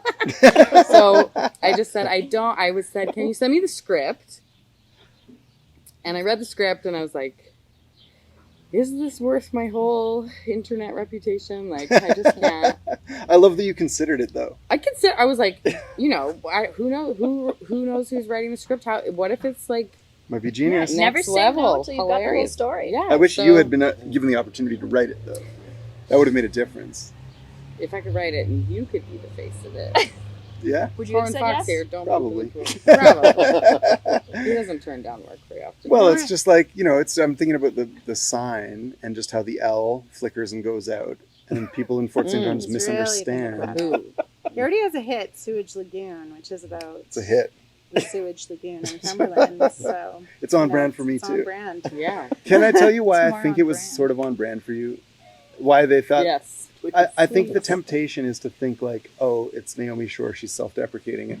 It's that you're really funny, but you don't take yourself that seriously.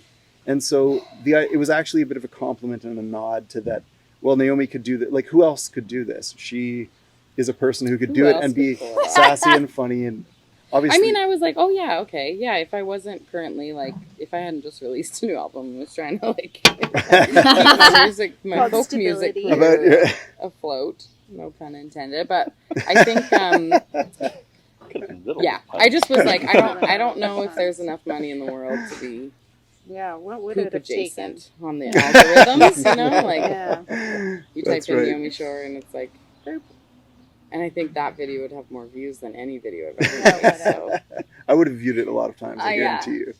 yeah, It so would have just been Corwin hitting refresh. Thank you, but there but would have no been a lot of Totally, but views. still. Wow, Cumberland loves your video. It's viral in Cumberland. The city did a great Just job with it, one though. IP address. oh yeah, the video that did IP come out address. was great. My friend Megan did the commercial, the PSA. And I She bet it's did a great awesome. job. I think She it is was, also I think the it was a question. successful campaign. She I bet is it also was. very funny and self-deprecating. And for a while, I think we had a long streak of no poops in the pool. Long street. You don't For a want while. to streak when no it comes pun to intended, a poop. long street. As far as I know, that is exceptional to Fort St. John. Like, I don't know any other community that has a how many days since poop in the pool sign outside and inside the pool. I Like, think it's new. that is I don't amazing. think we always have this problem. But, We're trendsetters up here. yeah. I think so. Clearly. That You know- was also something that came up was the sign, the how many days since somebody pooped in the Oh, it pool did come sign. up. That was part of what we were told is what is unique about Fort St. John. But just imagine Naomi's face like on the side of the sign, right? Well, Naomi in the Shore says, superhero- "Great, in the 2 days since actual- poo in the I mean, pool." we can watch it after, but in Megan's PSA that she did,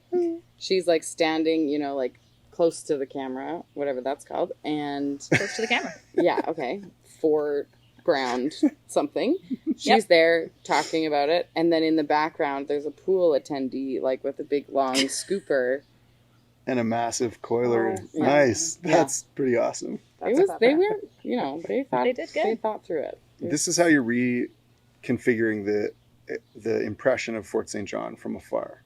Yeah. Because I got to say, like in my neighborhood, Cumberland has a bad reputation, or used to. Scumberland when we moved there 15 years ago. But Shade. I feel like Fort St. John also doesn't have the best reputation, right? And I was reminded of that when we stopped at a gas station nearby. We were gassing up on the way to your house, and there's a guy ahead of us in line, head to toe camouflage, and he's buying something and I'm buying something, and he's looking me up and down. He noticed my nail polish, which my nieces, shout out to Sivy and Hazel. It's beautiful. I was like, oh, that's what he's looking at, right?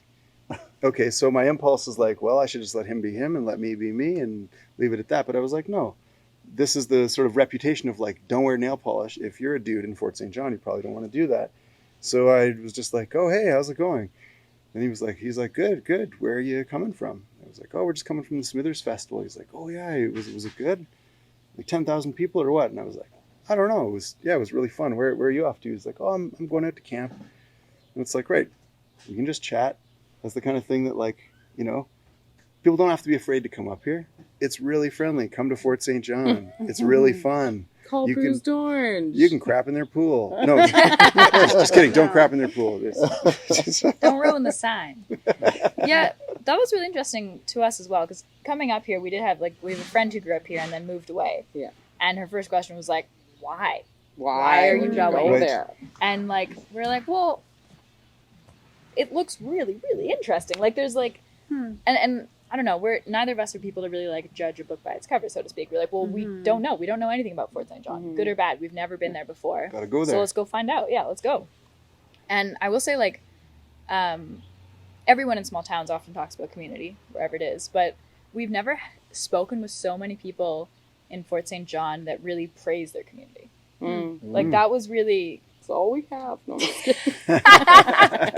But we were so impressed by, like, how much faith people have in their neighbors and in the people around, and, like, that really strong sense of community of, like... Yeah, that really impressed us in all different talks, because we've been just bothering everyone possible this week. I sent Naomi like 3 emails before we got here Thank today. God, or we never would have sat down here. We were so chaotic for the last couple of days. Well, we've been going pretty hard. But I'm glad you're asking people that. Of I'm course. actually glad you're asking people that. Yeah. That's honestly what we're all about. Like, we want to, like, we're just teleporting into a community. We know nothing. Yeah. It's not our community, and like, you can learn so much about somewhere from Googling, obviously. Like, we've read the history, we've been to the museums, like, we know the fundamentals of, like, what spurred Fort St. John as a settlement. But, like, you don't know a community unless you live there. Right. So the only way we can have any idea of, like, what to cover or what's important and what people want to see, too, is, like, just asking every person we meet. On and on. Right. The poor people. We have so many questions. Wouldn't you say?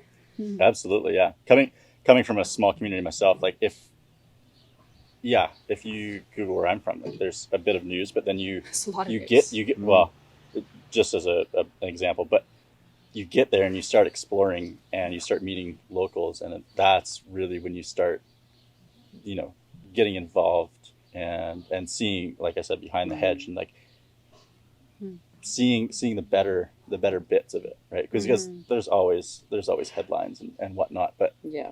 beyond that is And I and think, sorry. bring it back to the concert here. If something like this was available when I was growing up, like Oh, yeah. Right. and like you were saying, like if reaching that broader stroke of the community, being able to pull in more with a bigger headline or whatever it is, but just having that foundation of like, here you can come and, you know, maybe you've never picked up an instrument in your life, right? Yeah. A lot of people haven't. Right. I hadn't until somebody went, here's I don't even know what it was, probably a drum, right? Try this. Super Try easy it to out. play. No pressure. Just Yeah. go bang on it and see. And Yeah. you want a guitar? Check this out. Yeah, Yeah. and then you get into, you know, creative writing side of things, and you know, being open with yourself is I always find that challenging, and then sharing that with behind a microphone. Yeah. Yeah.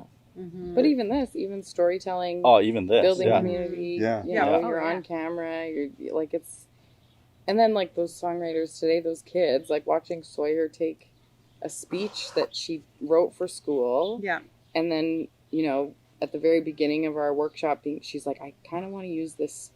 Do you think I can turn my speech into a song? And I was like, for sure. What's it about? It doesn't even matter what it's about, but yeah, of course we can. Yeah. And just trying to yeah. talk to her about like, you have this wealth of experience having two dads, and you can express it in so many ways. You could write a speech, and some of these kids might not continue to play music, but they've been exposed to like just creatively expressing themselves. And I think the thing that we're working against as working with youth in songwriting is that impulse where kids suddenly feel like they can't dance, can't sing, can't draw. Yeah. So we're like, no, you can. Here, take this drum and hit it. Anybody can. Take this guitar and just make some noise. Like there's a way to make some sound, and just to. Do you like rock and roll? Great. You can play these two strings open for a while, and that's rock and roll. You can make a song about your cat. And you can make a song about your cat, Hardcore right? kitty. And everyone feels great about it, and it's a great thing. That's fantastic. Yeah. So I feel like that, you know, because there is that threshold. It seems like it's getting younger and younger all the time. Where if you ask a classroom of kids, like, you know, a 5-year-old's like, who can dance? And they all put up their hand. Who can sing? They all put up their hand. Who can draw? They all put up their hand. But like shortly after that, when you start asking the class, how many of you can Drops dance? off There's like 2 significantly. kids. Or Yeah. Yeah. who can sing a song? Like only 2 kids. And you're like, what the heck happened? Where did this idea come from that like only a professional or that you're not good enough to do that? Mhm. It's just self-expression. I want kids to come away from this knowing you're a unique human being. There's never been anything like you. There never will be anything like you. Yes. You have value. You can contribute to this world. And what you're going to make in the next 2 days, nobody's ever made. Nobody's And ever nobody made could it. Rip it off. And How nobody amazing could- is that? It Yeah. never even existed. That's as Didn't close to exist God as until you can get. Made it. Yeah. Yeah. If Yeah. there is a God and God is a force of creation, that is as close as you can possibly get. Yeah. A child should know that. Yeah. A child is a creative force. Yeah. We forget it so quickly. That is ruining the whole planet. Like that, I feel like. Well, anyways, that's a whole other tirade. But I think No, it's like it's- if our it's a true if our one. generation had those opportunities or those places to creatively express, and you know, we'd be in maybe a different space, a better space, whatever now. Yeah. And then being able to like, You didn't have that, Mike. You said you didn't have that. I didn't have access to anything like this when I was a Yeah. kid. It would have made a huge difference. learning it as an adult Yeah. instead of like these kids are gonna. Yeah. Oh yeah, I almost Figured killed out. myself several times over before getting to an art school. Yeah. I went to an art school and was like, oh, these are all my people. Like this is where all This the is weirdos what I are. was looking I don't know why I for. can't not be weird. I can only be weird all the time. Yeah. And like it's not. I go here and it's like, oh, it's not weird. Oh, okay. Maybe there is a place for like my special type of weirdness. Because actually, on the other side of things, like growing up, I like both my parents are artists. And I went to an arts elementary school. I went to like a film high school. I was like, there's just Great. always art around my house. Like my dad has a master's in electronic piano composition. Oh wow, That's how artsy fartsy my that is parents are. awesome. So like, but growing up, like I came into that, like as an adult, I'm like, I've kind of ended up with that like, oh, I can do it mentality. Because you're like, because you try so many different things and you fail so much. Right. You're like, oh, that note sounded terrible. Like Yeah. I played violin for years as a kid, so I was like very great at like the screechy sounds, of course. And so like, but having that like exposure to art and that exposure to like just like existing and creating, it's really let me as an adult just like create for no purpose. Like I paint and I draw and I make music, but I'm no level beyond just creating for myself and for the enjoyment of you don't it. need to know why you're making it. Sometimes Yeah. you're compelled to make it, Yeah. and you have to know that's okay Exactly. because you don't even know what you are. Or right? None Yeah, of us it's do. true. We don't know what It's this true. is. Like we can think we do, and people tell us that we do, but nobody knows. Like we're just Yeah. here, and we don't know why or what. And So- learning those lessons so young, that like the freedom to express yourself without judgment from yourself or from anybody else. 'Cause I think Right. Well, that that's one like was slower, but yeah. Yeah. Yeah. It's a But that, really like, valuable lesson. learning that like it's okay to be nervous and afraid. And even when we started the whole experience with these kids, Corwin being like, you know, like maybe you're gonna write a song and maybe somebody else will sing it, or maybe, you know, like whatever you want to do, however you want to participate. And having some kids 2 days ago be like, yeah, I might write some lyrics, but I'm definitely not like singing or performing. And Yeah. They Yeah. all sang. They all Yeah, performed and and, like, sang. Yeah, it happens every Some of them time. declared It's immediately, amazing.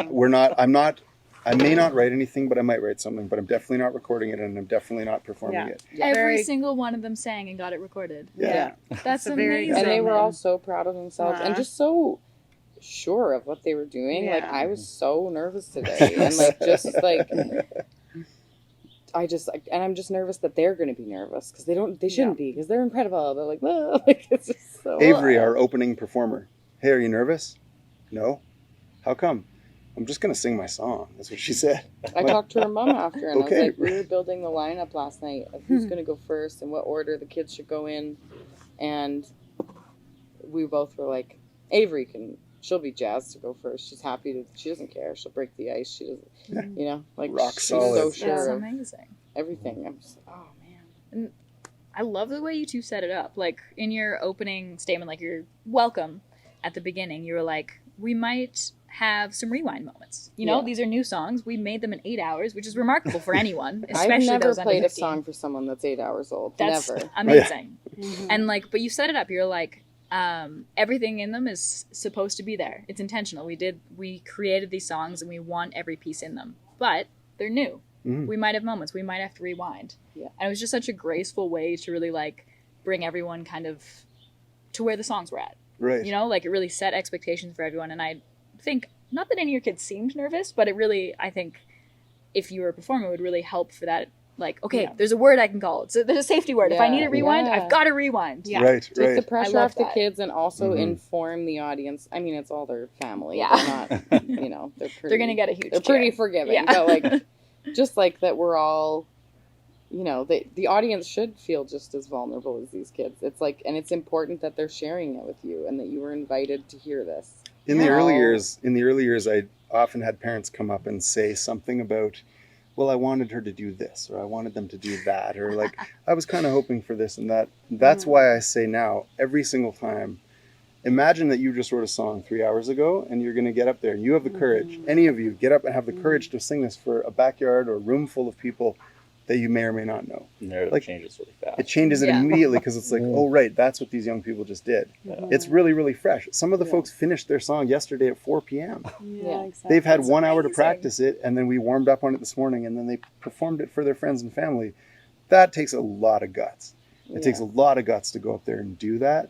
So, and ever since I started saying that, I've never had a parent come up and be like, well, I was kind of hoping that they would also play piano and also this other thing and do that. It's like, that can be enough. It can be enough to just be like, wow, I did this, I made this thing, and now I'm going to share it with everybody. And I don't know what anybody's going to think of my thing, but I'm just going to, And Gonna like do it. It's gonna seeing do the it. kids like empowered and advocating for themselves, and you know, like right away asking like, okay, so who wants to do a solo song? Who's interested in a group or a duo? Do you want to sing? Do you want to play an instrument? Do you want to do both? And like having so many kids be like, I want to perform by myself. I'm going to accompany myself. Like, okay. I Yeah. always thought it would be like, let's just all play as a group. Yeah. But like that's my own projection of my Yeah. right. when I was Right. 8, no chance. Like That's why we always start with a group song, break Yeah. the ice, especially if you're like, let's embarrass the instructors. Right. That's- How that did you was- two that's a- I'm embarrass glad it yourselves this didn't time? turn out to be the song that was originally. Corwin's like, sometimes I like to just brainstorm on, embarrassing the instructors. So Marshall, my stepson, is sitting beside me. So we're like, they're just like brainstorming like lists of embarrassing things about their own parents or about us. And Marshall's like, I have one. In the morning, what did he say? Nini's breath smells like a dead Well, squirrel. first he said, Nini has really bad breath in the morning. Yeah, And I was like, I what do. does it smell like? He said, A dead a dead squirrel. squirrel. And then I was like, is this what's happening? Are they writing a group song Yes, about my Naomi's dead squirrel mouth? breath was written Thank on God the they list. came up with a better idea, a different idea. It wouldn't have called you out in person. We Oh. would have, if we had gone with that, it would have just been dead. You would have known always that it was your morning breath. Dead squirrel mouth. I checked with him. I was like, you know that she kisses your dad in the morning sometimes, right? Yeah, he thought that was pretty funny. Yeah. Yeah, you know, Dad kisses me goodbye every morning on my dead squirrel mouth.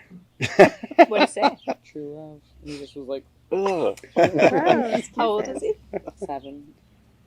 You could see played by it. his rock and roll. He's a pretty serious guy. I got Yeah, that. he was very dialed. composed. Oh yeah. Very Oh yeah. serious. He was really concentrating on his thing. His part was really awesome. important. He had his backup singers. Yeah. Yeah. Yeah, that was good. Yeah.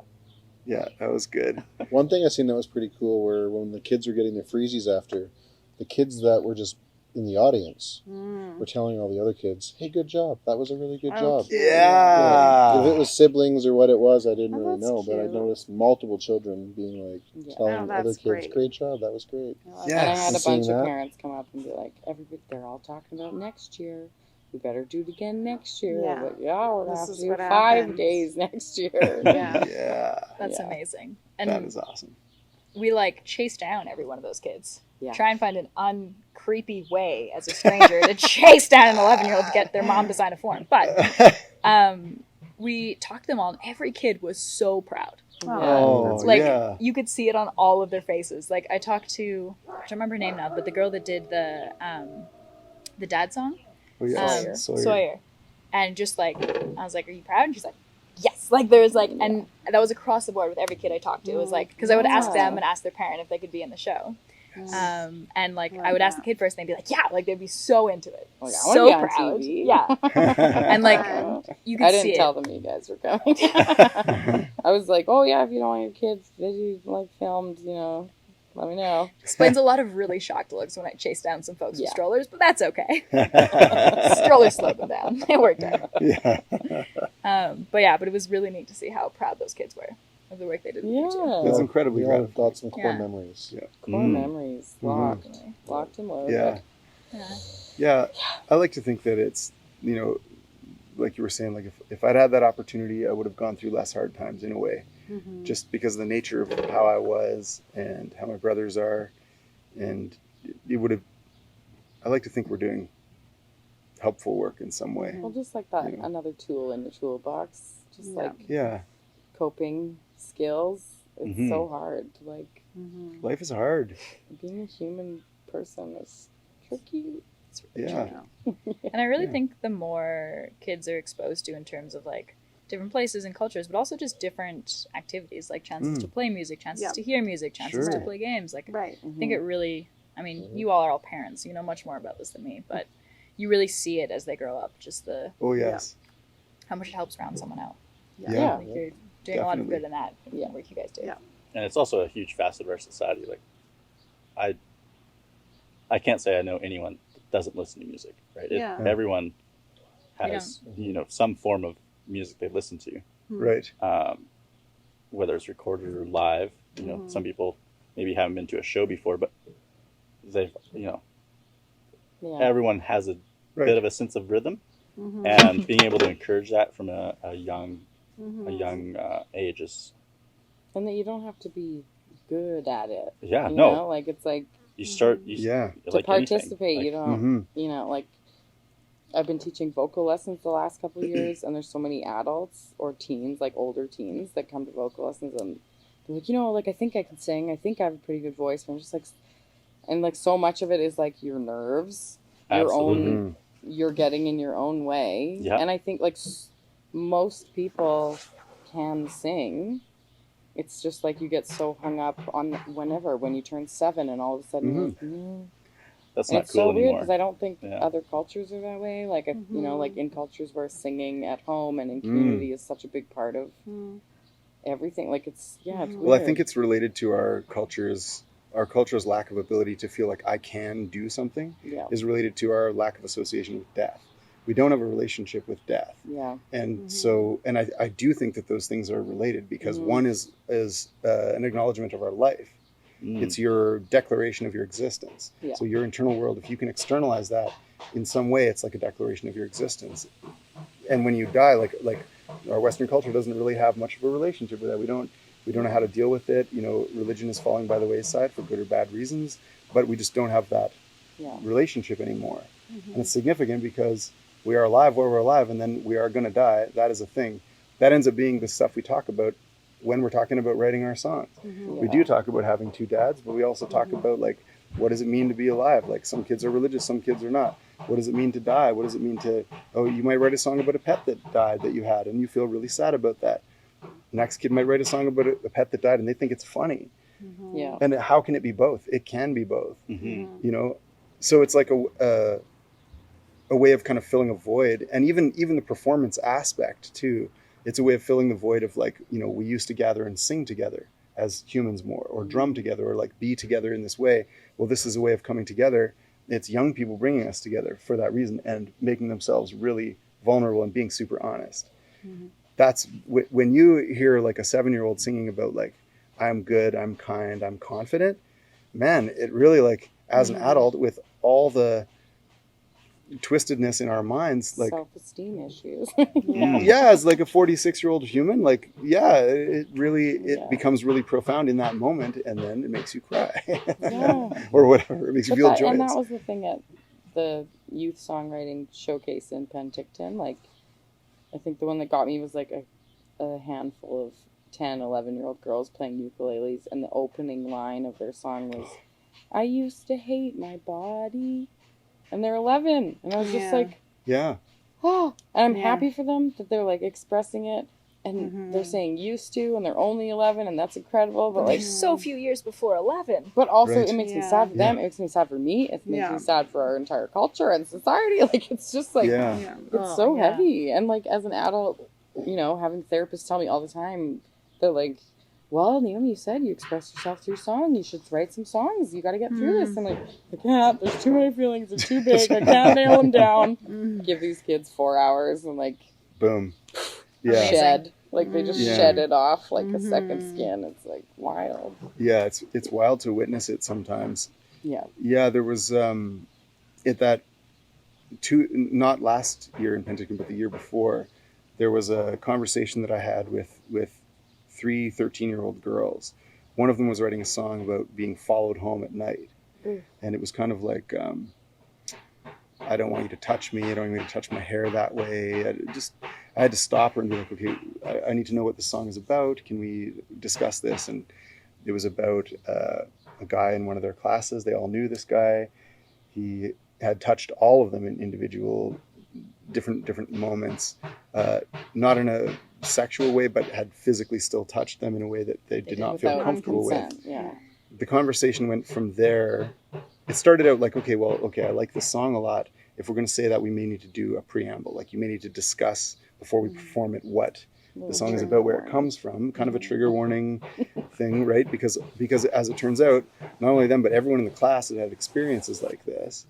Then the conversation went from there into the internet, which I was not raised with because I grew up in the 80s. So it turns out that girls that are 13 nowadays have to rebuff men my age all the time that are asking them to send naked pictures, asking them to send all kinds of inappropriate messaging and stuff. And we all know that some people can be pressured into this kind of stuff. Yeah. So then very real time, you get a sense that, like, okay, this song now is very important because now we have to talk about it with the whole class, because we have to express that not only is that behavior not okay, we need to, I don't know how to teach my kids and other kids how to protect themselves from the internet because I did not grow up with the internet. So my parents never taught me that. So how do I teach them that? It's very new, but it's important. So maybe I don't know, but even if we talk about it, maybe we have other strategies. And that then as a group, they can support each other because they are all going through it. And they do. And they're not, you're not the only one who's experienced this. And, you know. Right. Like, yeah. Yeah. And that's when the work, like, slaps you in the face. And you're like, yep. Well, when you see that you're, like, facilitating this expression and then it spurs a conversation. And then even today, like, at our pre-rehearsal, watching Sawyer run through her speech for our group just before any of the people were here, and how many of the kids were just, like, wow, fully engaged, listening and hanging on every word, and then being like, wow, Sawyer, that's so good, and, like, you're so brave, and just, like, just pumping her up. Like, Yeah. Yeah, they all became friends. And Yeah. everybody that was there. yeah, some I of them think knew so. each other beforehand, and I think it was really cool to see the way they kind of like pair off and yeah, like who vibes with who and how they pump each other's tires. Yeah. I also really liked the moment where Kaylee made a mistake on the piano, which she hasn't done in any of the rehearsals. She missed a chord. And I looked at her and she was like, well, went to the third chord right on time. And then she picked up the next chord, and Yeah. I was standing between them, like, I'm ready to jump in and be like, it's E minor. But I was like, she's got it. No, she had does it. Yep. And nobody knew. Yeah. I didn't Nobody- notice at all. I mean, I made Yeah. that mistake, and my face is like, Yeah. like I give it away every time. I And know. she was like, I know. nobody knew. Oh, well. Yeah. No hints whatsoever. Yeah. Kids are cool. We're going to be fine, guys. Yeah. It's going to be fine. I'm fine. I think so. I'm fine. Yeah, they give me the most hope. That's for sure. Yeah. Yeah. Definitely. Especially seeing them do something like this. Mhm. Really, So Yeah. glad really you cool. guys came. Thank you. So glad you Yeah, invited thanks. us. Thanks for Yeah. the I invite. was like, oh, perfect timing. Yeah. Oh I my could goodness. rope you into coming to 2 shows in my backyard. You have successfully. You said backyard show, and we're like, oh, we're coming. That sounds Yeah. right. We'll be there. Yeah. Good. And I'm so glad we caught you guys before you. All 4 of you leave together tomorrow to go on tour, right? Yeah. Tell us a little bit about that tour. Where are you Yeah. going? Just as our kind of last piece. He doesn't know. He doesn't know. Throw it over here. Lindustry. Ryan and I were going to make our way down to Vancouver Island to go to the Vancouver Island Music Fest. Mhm. And then Corbin and Kirsten were already in Smithers and they live on Vancouver Island. So, like, why not come up here and then we'll just. So, we're going to do Prince George, Wells, and then Vancouver and Victoria. Amazing. And then the festival on the next weekend. And would that be the place to be catching you 3 playing your music, and you 4 celebrating music? Yes. Pretty much.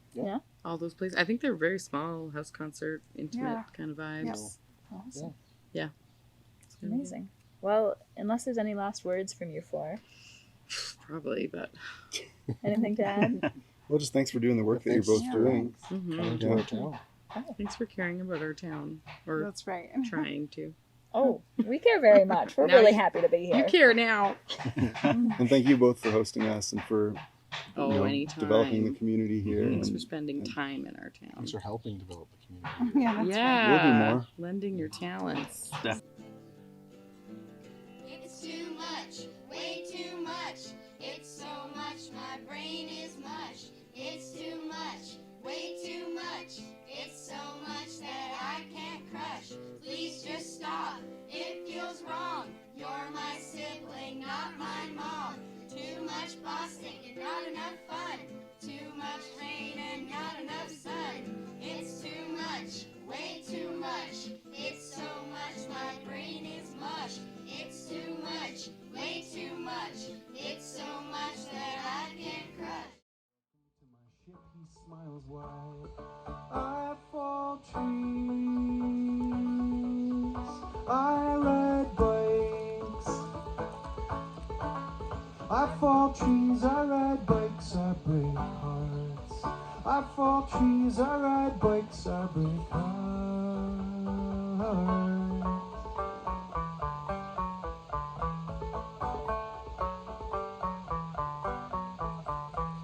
That helicopter fuselage was my fort when I was a kid.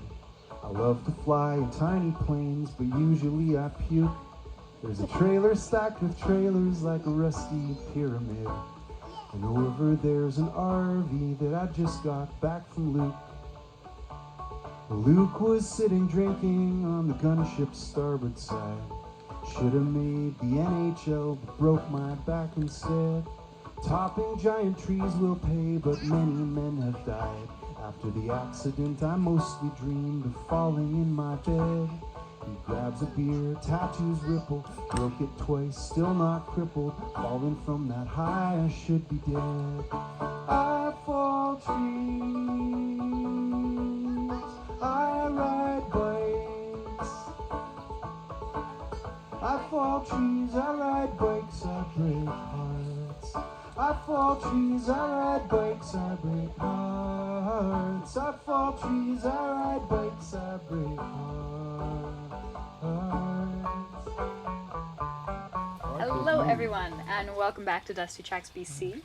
We are so excited to be here in the middle of downtown Fort St. John with Ovian, a sculptor and the cultural advisor for the North Peace Filipino Canadian Association. Hello. Hi, Emma. How are Hi. you doing today? I'm good, thank you. Do you want to introduce yourself? I'm not confident I got it all right. No, that you did it right. Yeah, my name is Ovian Castillo Hill, and I am past president, and I am currently the cultural advisor of the North Peace Filipino Canadian Association. We are now going on our 16th year here in Fort St. John. We are, from what I understand, the oldest Filipino Canadian Association in Northeast BC. So. Yeah, we celebrate Filipino culture here in town, Filipino Canadian culture, and we're just keeping at it. Mm-hmm. That's so cool. So let's talk about you first, if you will. Tell me about your work. We have two beautiful pieces sitting in front of us. What are these two pieces? These are maquettes, actually, so meaning like small sample or miniatures of sculptures. So one here is called Intertwine. It's from 2009.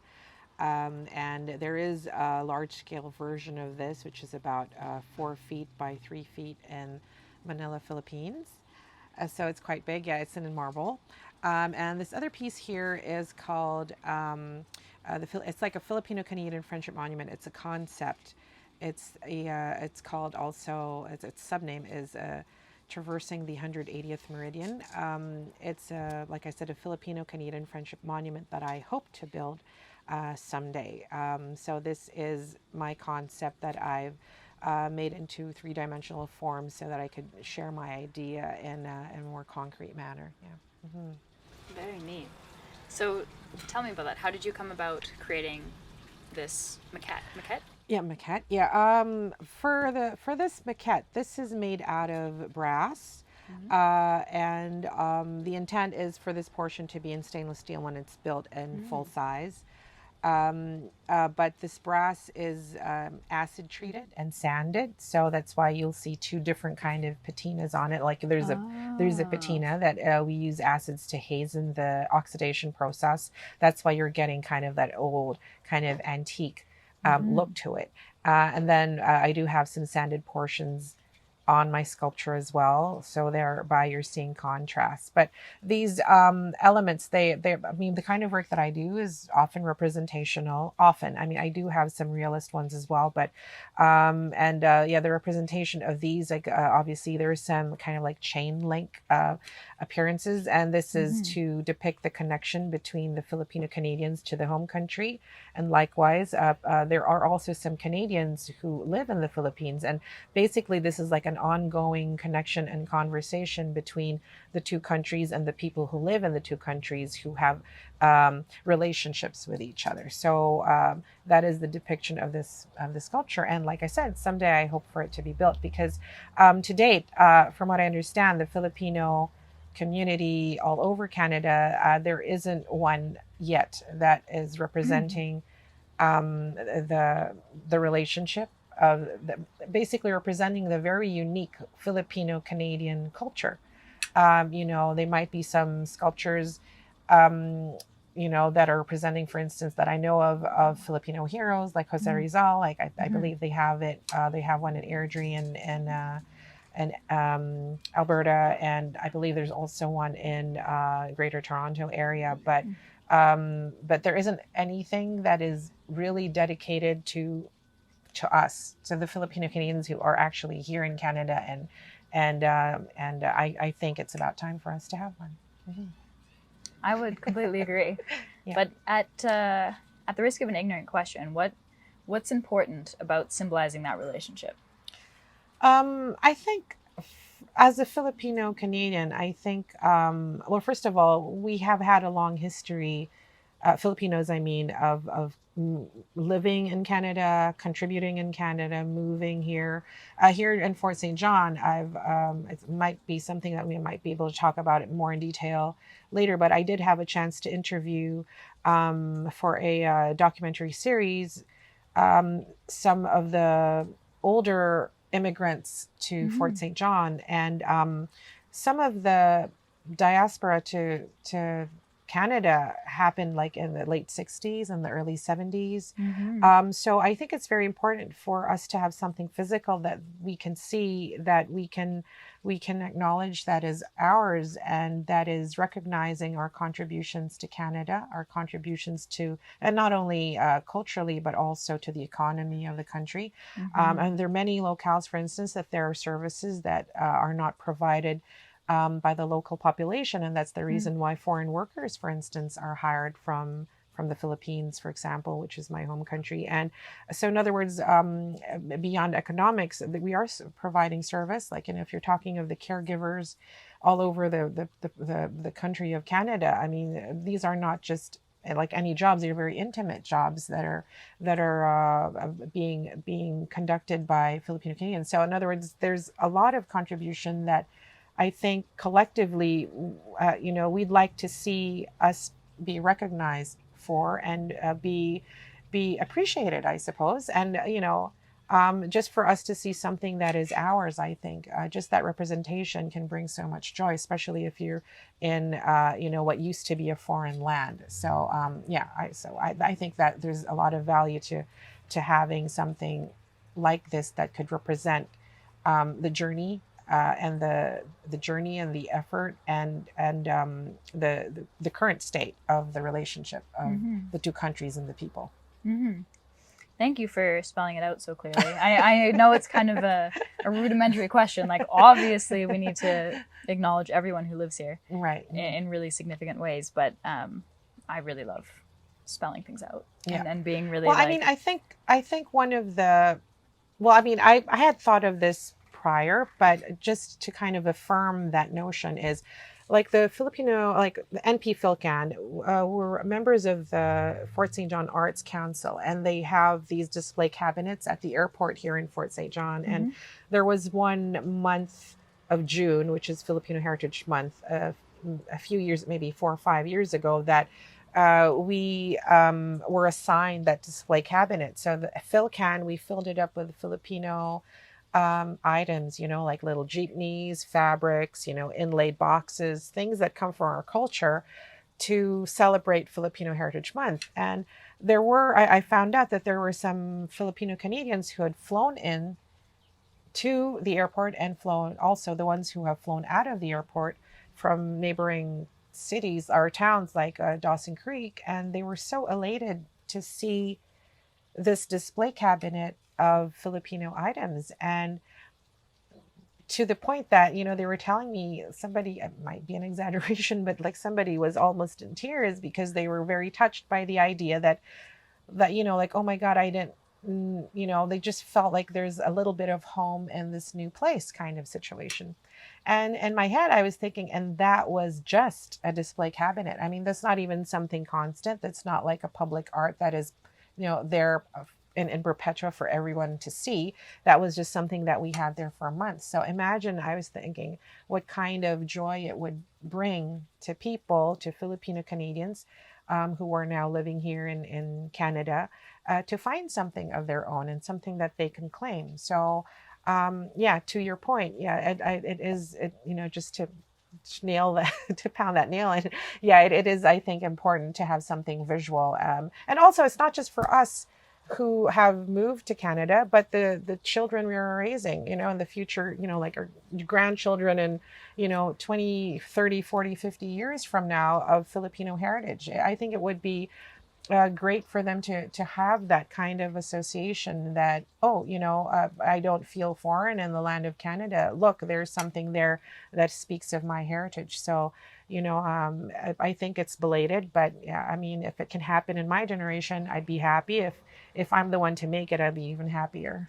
It makes a lot of sense. I think I find, especially in Canada, like we're known as the mosaic, right? So there's such a mix, and I think there's so much value in allowing people to like recognize where they're from and where they are and what their heritage is. Like, I know so many, like coming from Vancouver, like where we have almost, I think a vast majority of people who've either immigrated this generation or a couple generations back.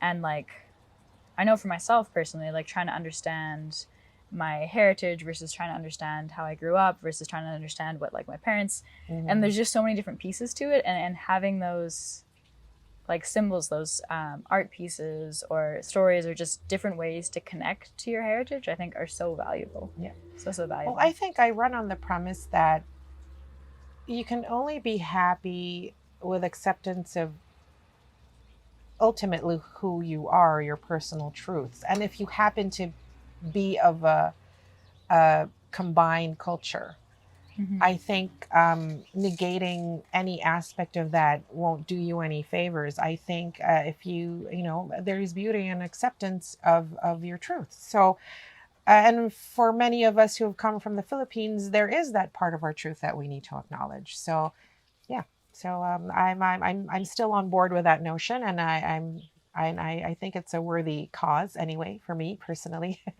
to have that.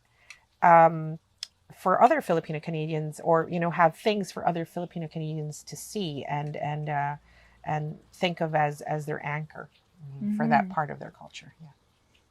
It must mean so much to your son too, having that connection to being Filipino Canadian, that unique. I think so. I mean, like raising my son in our mixed household.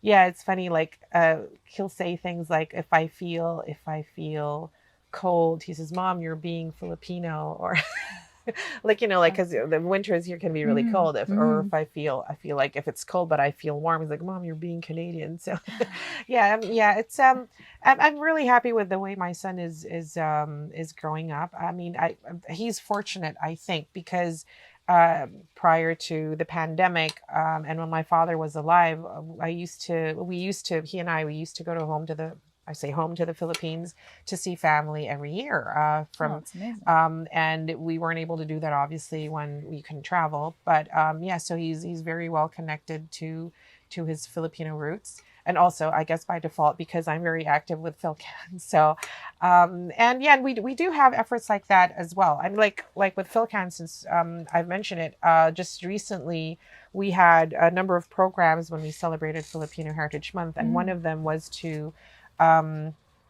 teach basic Philippine language. And this was in partnership with the city of Fort St. John. So we had it at the Pomeroy Sports Center.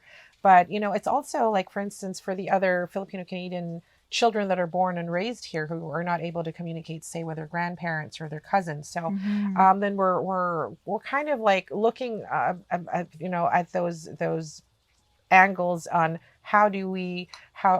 what can we provide to make it easier for those who seek connection, to have access to it. So so my son was enrolled in that class, and so I'm happy that he knows more phrases now than he did a month ago. For sure. And I think now if he he's able to speak obviously with my relatives, because everybody in the Philippines pretty much speaks English anyway. But now if anybody speaks to him in Filipino, I think he'll have a better handle of things. So I'm happy about that. That's really cool. I love the idea of just trying to make it easier if there is anyone wanting to make those connections. Yes. Like really just giving the option of opening the doors. Tell me more about the different things that PhilCan does. Like, what does your role as a cultural advisor mean?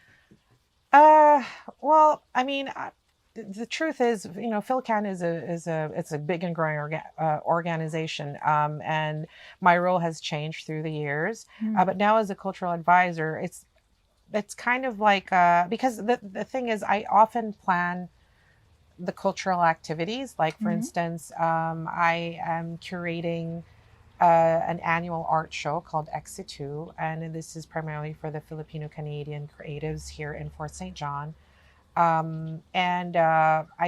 It just kind of snowballed, and I guess there's some people relying on me to keep creating the cultural projects going. I just think of things that are like that, they're interactive. People of all ages can participate, just like our art show. We have like very young children, ages of 8 up to, like seniors who have joined.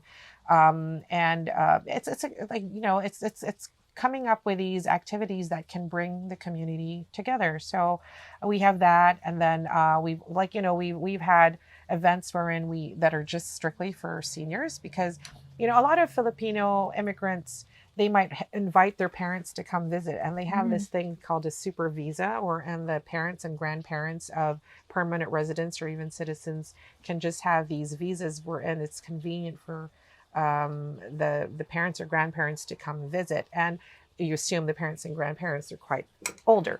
So we do even have events. PhilCan has had events specifically for the seniors.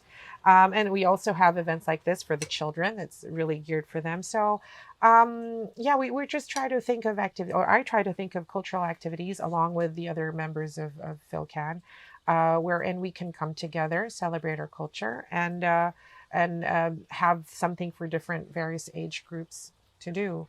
And I think one of them is the recent Canada Day float that we put together. That was very interactive. Like I said, very many different age groups. In the actual parade, we had children. Building the float, for instance, we had, everybody from our community who had free hands to join, do one thing or another, whether it's carpentry or, gun tacking, stuff on the float situation, or making costumes for participants, this kind of thing. So, so sometimes it's not even the event that is joyful. It's just that it just becomes the excuse to come together. So it's the coming together and the eating and the chatting and yapping away, feasting over Filipino food. And, for me, there's a lot of importance to that, especially because like if there are many of us who, come from mixed culture families, like for instance, there's a lot of food that I don't get to cook, or I maybe don't have the skill to cook, for myself. But when I join these activities and I get a chance to try, I haven't had this in years, kind of thing. So, anyway, basically that's what I do. I try to think of culturally relevant things, activities that the Filipino community can partake in.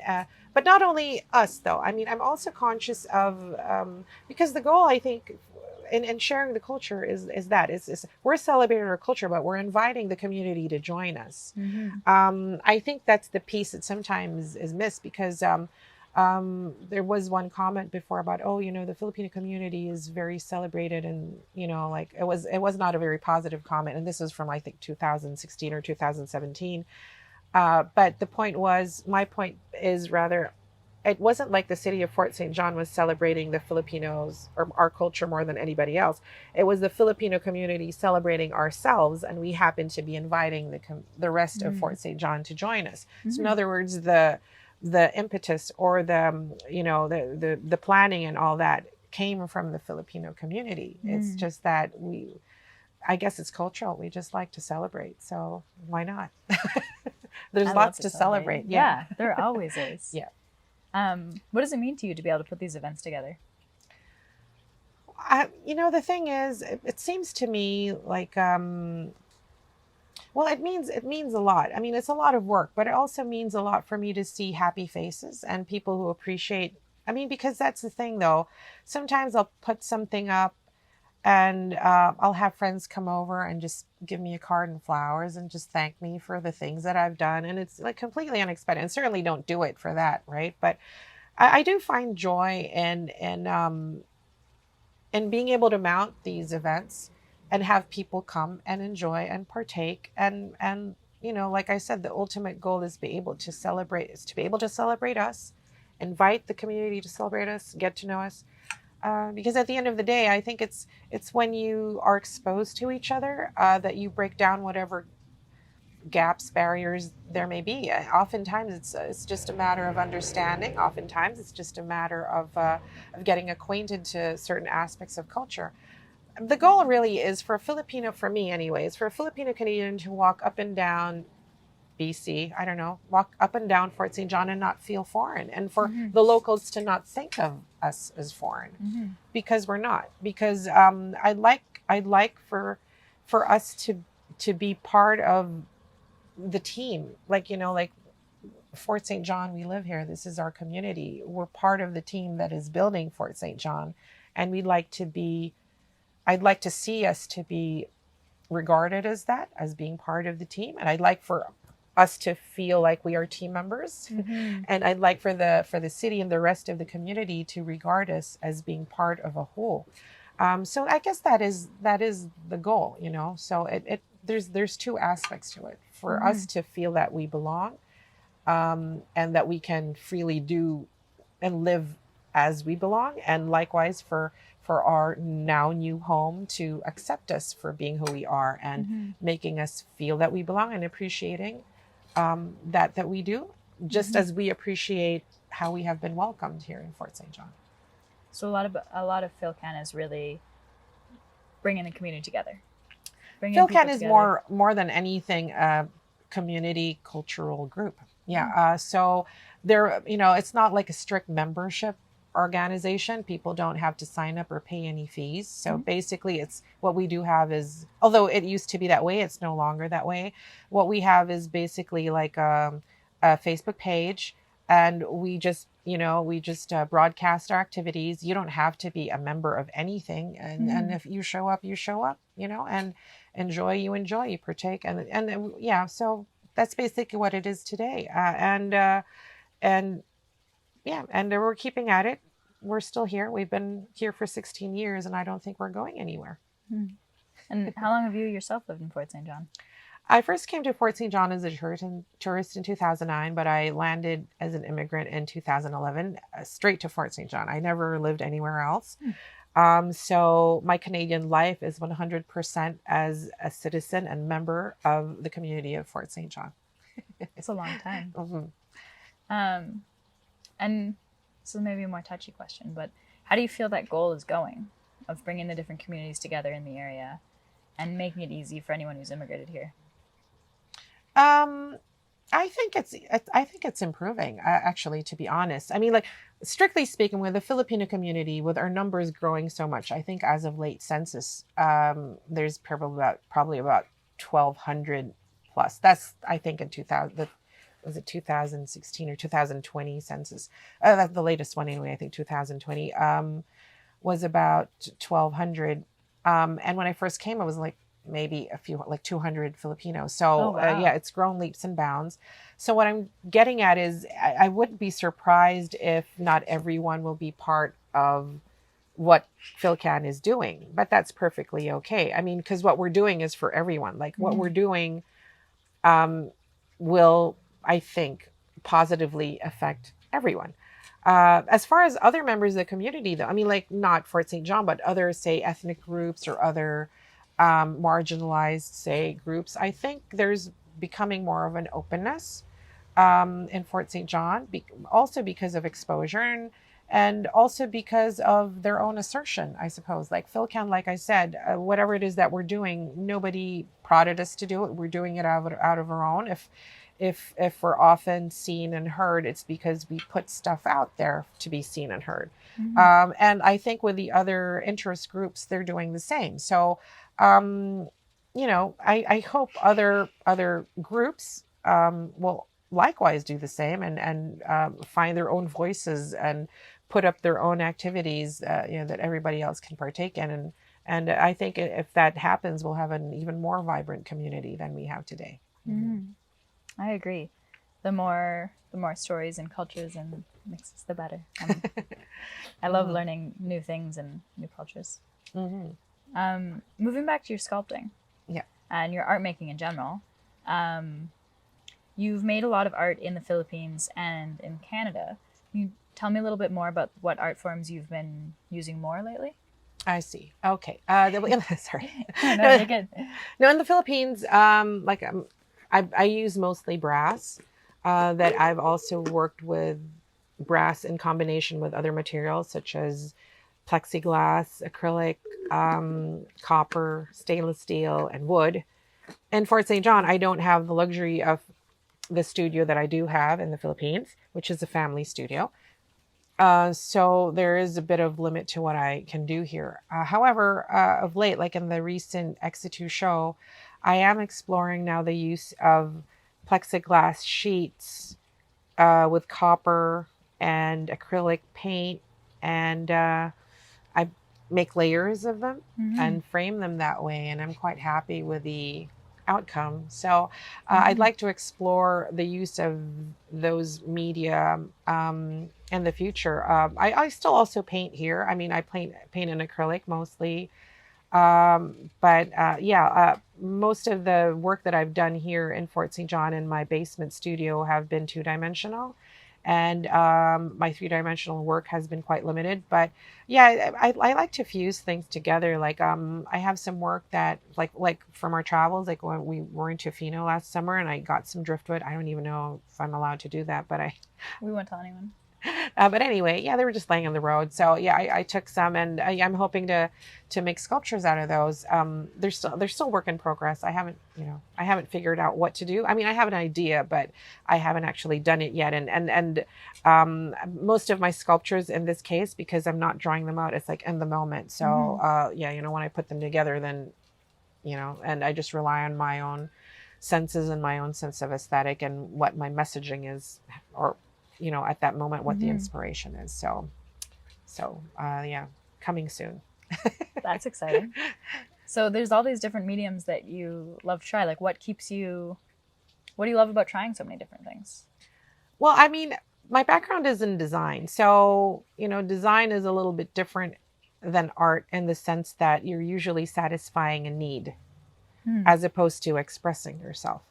But because my background is in design, I'm also quite flexible in my work, and that I can go backwards. And the way my mind works is I look at what is feasible based on what I have, and from there come up with a solution. So in other words, I kind of use my design, acumen and addressing my art when it comes to materials, because like I said, I don't have my what I'm often like. I don't have my base material here in Fort St. John, so I kind of go backwards with what I could do with what is available to me. But I find it very exciting, and I find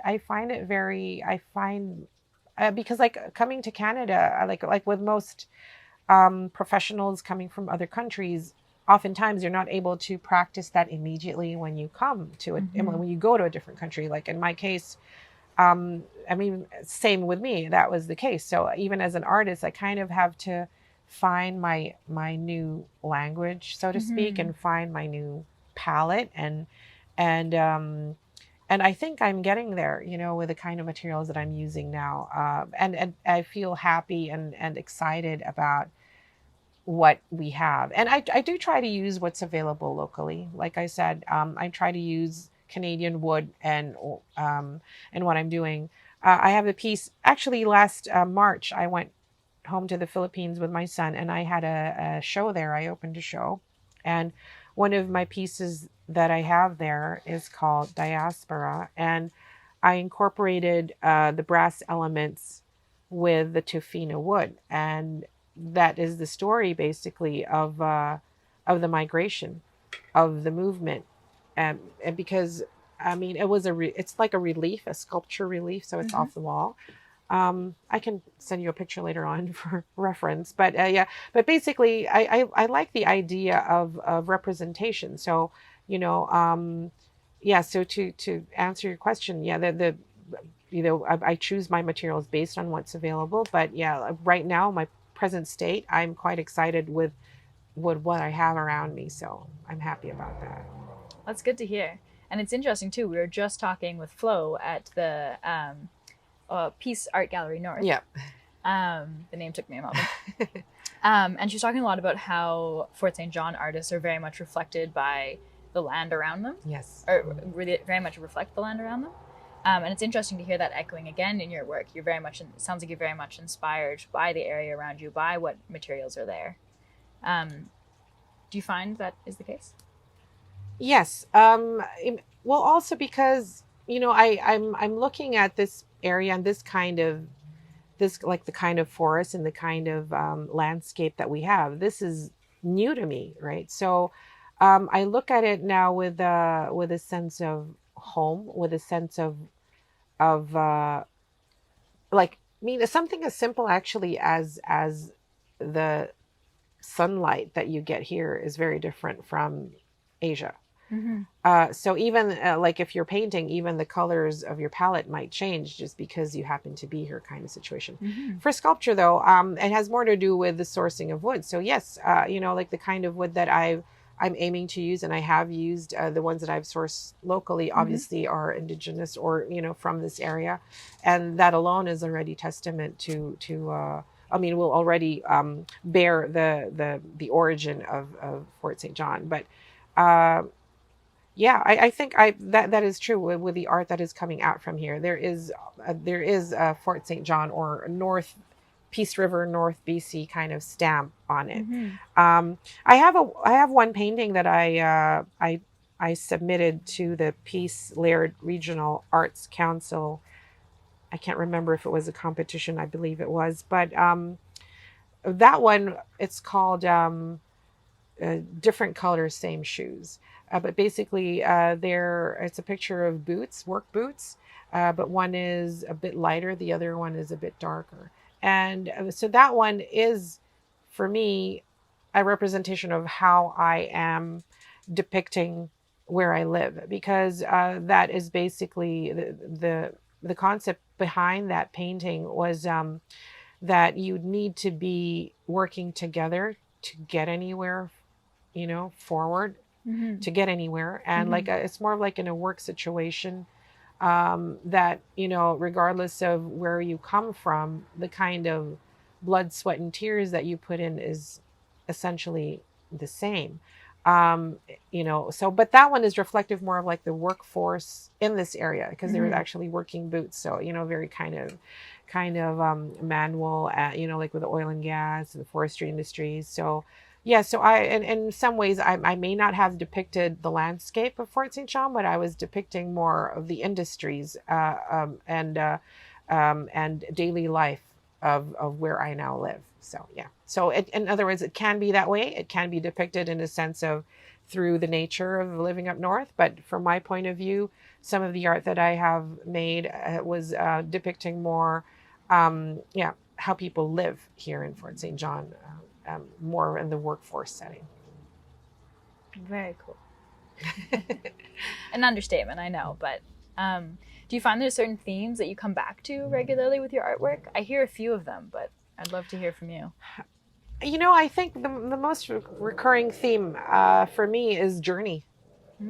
Yeah, I mean, and I say this with a lot of, I mean, also to include work that I've done prior to coming to Canada. Like it's like a resonating kind of title even for a lot of my pieces, whether it's an avenue or a way or a journey or, you know, like a path that you're taking. That's kind of like a recurring theme for me, because I think it's very varied, and I also, I guess it's also a reminder that you have one. I mean, like, meaning to say you do have choices, right? I mean, like, it's not like something that's set in stone and this is the way you go. I mean, it's something that you own up to. You know, like, it's something you own and something you own up to and something that you make decisions about. So, and I think it's something that continues as well. So, yeah, so I don't know, for some reason that's something, you know, the concept of a journey, the concept of traveling or taking your path or carving out your way is something that recurs. I'm not just with my artwork, but also in my writing, I think. So, yeah. Yeah. Well, I've certainly taken a lot of journeys, so maybe that has something to do with it. I could see that. And it's interesting, like, your turn of phrase, like, your journey is not set in stone, but it is something that you have a lot of choice in. And I'm curious, like, how do you, what is it about like 3D sculpting that you really feel is able to represent that journey? Maybe too big of a question to answer. Well, I mean, I think in my 3D sculpture, it has more to do with the movement. It has more to do with the path, because usually there's a flow. There's a flow of there's like, and that's why there seems to be like a dynamism to them. I mean, they're static, but oftentimes there's like a movement. Like if you follow the pattern, there's a movement, and sometimes in the movements, of the work I've done, like there's maybe obstacles, maybe some are free flowing. But yeah, like I mean, and my abstract expressionist work, there is usually a continuum of movement. Yeah, You can definitely see it in these two pieces in Yeah. front of us. thank you. That's really neat because you are really taking the idea of like your journey is not set in stone, Yeah, and you're like, no, there's motion in the stone, there's motion in the journey, and I really love that. But that's not even all the artwork you create. You're also a filmmaker, correct? yes, I have been dubbed. Tell me about that. How did as you an become emerging a filmmaker. Very familiar with the term. Thank you, Story Hive. Yes. Yeah, I've applied. I can't even remember. It was not this year. Last year, I applied for Story Hive Voices, which was the first Voices program, and I just saw an ad on Facebook, pretty much, and it said there, oh, if you have a story to tell, blah blah blah, and I was like, okay, sure, why not? So I applied for it, and I feel very fortunate and happy that my pitch was accepted. So I was part of Voices 1.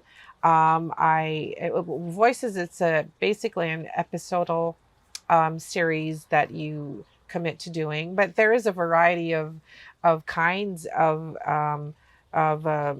series that you can make. I mean, it could be a cooking show, it could be a travel show. What I did though was a documentary, and I titled it Exitu, Thriving in Our New Bayan. Bayan is the Filipino word which means town or country. It's actually it's one of those words that can mean many things, but ultimately it's like where you come from, where you live. So thriving in our new Bayan. And what I did was I interviewed a total of 9 episodes, but more than 9 people on their journeys to coming to Fort St. John specifically. So these are Filipino Canadians who may have come here from the late 60s till a couple of years ago, and basically it's talking about talking to individuals about their journey, what the challenges were, what the joys were, and by doing so also from their lens get to know what Fort St. John was like. So it's not historical necessarily, but from the point of view of those people who have come here in those different decades, also give us an idea of what life was like for a Filipino Canadian immigrant in Fort St. John and what Fort St. John was like in general. And it was a big eye-opener for me as well. I mean, I knew the interviewees. However, getting to sit down with them and talk to them about the details of their journeys also revealed a lot more things that I didn't know and that I appreciate. And I'm hoping that the viewers will also learn from the series with the same kind of perspective of understanding and also maybe appreciating the contributions of the individuals. Like for instance, there was one individual who I interviewed who came to Fort St. John as a caregiver, and she was not in the same country as her child for 14 years. So it was very difficult for her, obviously, and all the struggles that she had to go through. But in the end, she was able to bring her child now to Canada, and they have been reunited, and her child has finished her college degree here in Canada. And her last statement was that of her gratitude, because she said she was working from Hong Kong before coming to Canada. And she said there was no way working in Hong Kong that my child and I could ever be in the same country. So I'm very grateful that Canada has given me the opportunity to be in the same country as my daughter. So it's still, I get emotional when I think about it. And then there's another interviewee that I had who was a absolute professional, a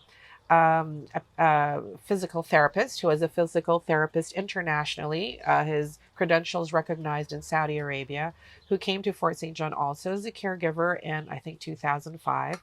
And he practiced as a caregiver because he couldn't really practice as a physical therapist, being that his credentials weren't recognized and he had to take all these exams. And he was he was a caregiver until 2017, which was the only time that he was able to complete his credentials to become a physical therapist in Canada and practice his actual profession. Wow. So, And, I mean, sorry, just for my own understanding, physical therapist, is that the same as a physiotherapist?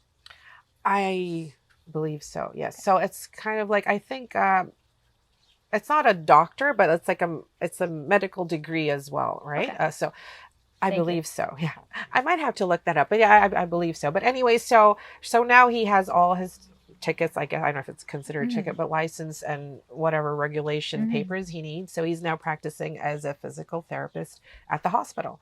But I'm just trying to let them share their stories of the challenges that they went through. Because that's a total of 12 years, pretty much, that he couldn't Wow. practice his actual profession. So he in Canada. arrived in 2002. 2005. 2005. Yeah. Wow. Yeah, and then it was only in 2017 that he was able to do his actual profession. Wow. It's a long journey. And there are many other stories, like I interviewed some of the older Filipino Canadians who came in the 70s, and they were kind of telling us about what the challenges were.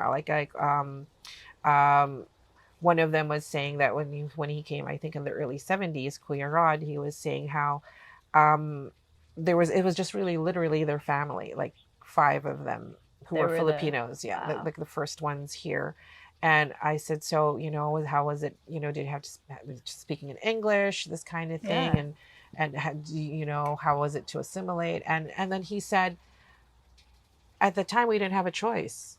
Like, you have to assimilate because there was nobody else to, it's not like today there are 1,200 of us. So if somebody came here and wanted, say, Filipino food and wanted to have Filipino friends, speak the Filipino language, there are options. But in 1973, you had to, Fort St. John was Fort St. John, and what was there is, you just have to deal. So yeah, and then they were even telling me that those who came in the 1970s, like say 75 to 78, they couldn't get Asian rice. So they had to bring it up through the Greyhound bus. Oh, wow. Yeah, they had to have their friends and family, can you load up the, send 2 sacks of rice up through the Greyhound, this kind of thing. And I mean, obviously today we don't have to deal with things like that anymore. So, but anyway, the series was about that. And so that was the first Voices. And then after that, I applied for Voices 2, which again, my pitch was selected, and I'm grateful about that. And that was, it's called Voices 2 Interactions, and rather Exitu Interactions. And this one is about how the Filipino Canadian community is interacting in various sectors. Like, for instance, how we're interacting through food, or how we're interacting through music or fashion, this kind of thing. So, and it hasn't aired yet, so, but it is forthcoming. And of late, the one that I again applied for is the 10th anniversary edition of Story Hive. This is no longer a Voices program documentary. This one is for the anniversary of Story Hive, 10th anniversary. And it hasn't started yet. So yeah, I'm still emerging. And will that also be Exitu, or will it be a different story, that documentary? No, it's a different story. It's called Bayanihan Spirit. I mentioned earlier that the word bayan means town, but Bayanihan, the root word of which is bayan, is a different word. And basically the idea of Bayanihan is, in Philippine language, that's when people come together. But literally though, what it is like, if people lived in huts back in the day, and they would want to, let's say, move like from this location to that location, what they would do is they'd ask everybody in the community, say, hey guys, we got to move this house to this house. So everybody comes at an appointed time. Literally, they lift the house, put it on their shoulders, and walk and bring it to the other spot. So that's that is really Bayanihan. But also it's like a metaphor or analogy, I guess, for coming together for a goal. So Bayanihan Spirit is what I'm titling it. But what I will be doing is I will be featuring how we design, create, and execute the Filipino Canadian Canada Day float for 2024. So no, I haven't started. I mean, I've collected some B-roll from this year's Canada Day parade, but the actual documentary will be about the making of next year's parade. So That's really cool. yeah, but yeah, I mean, preparation already. Since I heard that I've been selected, so my mind is already kind of working and thinking of how to go about it. But yeah, it's very exciting for me because this is going to be fun. Oh, yeah. I'm excited. So you have 2 films coming out in the next couple of years, basically. I think so. Well, I think the Voices one is going to come out. The Voices 2 will be coming out, I think, in the fall. But the Voices, rather the Story Hive Anniversary Edition will probably come out in 2024 still, because the delivery date is still, or maybe even 2025, because the delivery date is December of 2024. Okay. So it's a long ways. That's exciting, though. A lot of really neat work on the horizon for you. Yeah. Mm-hmm. Well, we have talked about so many different things. Is there anything you feel we haven't touched on yet that you want to share with people, that you want to share with me today? Yes, actually, there is another thing. I also applied for another grant to do with public art here in Fort St. John, and I'm very excited about that. It's called Steps Create Space. It's a Steps Create Space public art grant. But this particular one is in partnership with the City of Fort St. John. So I'm working with both Steps and the City of Fort St. John and coming out with a public art concept. So I'm still in the working phase. I do have a design that's already been talked about and vetted with the city, and they're on board.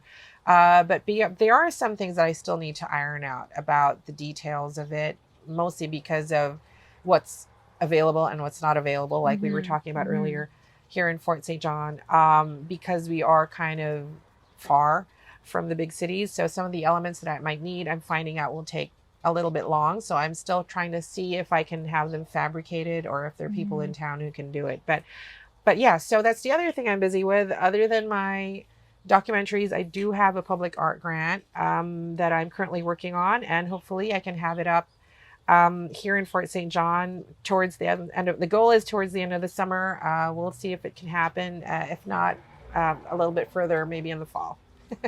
Yeah. Oh, that's so exciting. And can you give us a little bit of a general idea of where it will be and what the... Oh, yeah. Our identified location is in front of the Pomeroy Sports Center, which I love. I love that location. I can tell you pretty much the working idea right now. I'm calling it the Drum of Concordia, but basically the idea is a representation of a giant drum. So far that's what I have. It's called a Concordia. Apparently is a goddess, I don't know, of harmony. So yeah, the whole idea is beating, like going through things the same beat, walking in the same beat kind of thing. And there's going to be a lot of cultural elements from the various cultures that reside in Fort St. John that I'm going to incorporate in the concept. And it's going to be interactive in such a way that you could enter, the drum, kind of like walk under it. It's not going to be like literal drum, but it's a representation of a drum. Right now that's what I'm working with, and I hope it can come to fruition. If not, I might have to segue or think of something else, because the concept that I'm doing right now is really for summer months, fall months. So if it's not feasible time-wise, then I might have to think of something else to do for indoors. But right now, I'm crossing my fingers that I can still that it can still happen, that my materials will be okay and I can still make it. Oh, that's so cool. Excited to see it. I'm really excited. There's so many exciting projects on the horizon for you. Yep. And a lot for people to look out for. See all of the Ovian art coming out. Yeah. That's really cool. Yeah. Well, yeah, I mean, so far the community has been supportive. Obviously, like I said, I'm partnered with the City of Fort St. John for this one. So, and yeah, they're really been very helpful, and the resources, and even now in the process of sourcing materials and possibly sponsors for the things that is needed to come up with it. So yeah, I mean, I'm happy to participate. Like I said, I've lived here for many years, 12 years now, and I'm part of the Fort St. John fiber, I guess, already, and it's part of my own fiber living here. So yeah, I'm Team Fort St. John. So yeah, and so is all my efforts for PhilCan is the same. It's for the city. It's for everybody to enjoy. So yeah, I mean, I like to do things that are not just, like that others can enjoy, I guess is what I'm saying. I like to have that kind of contribution piece.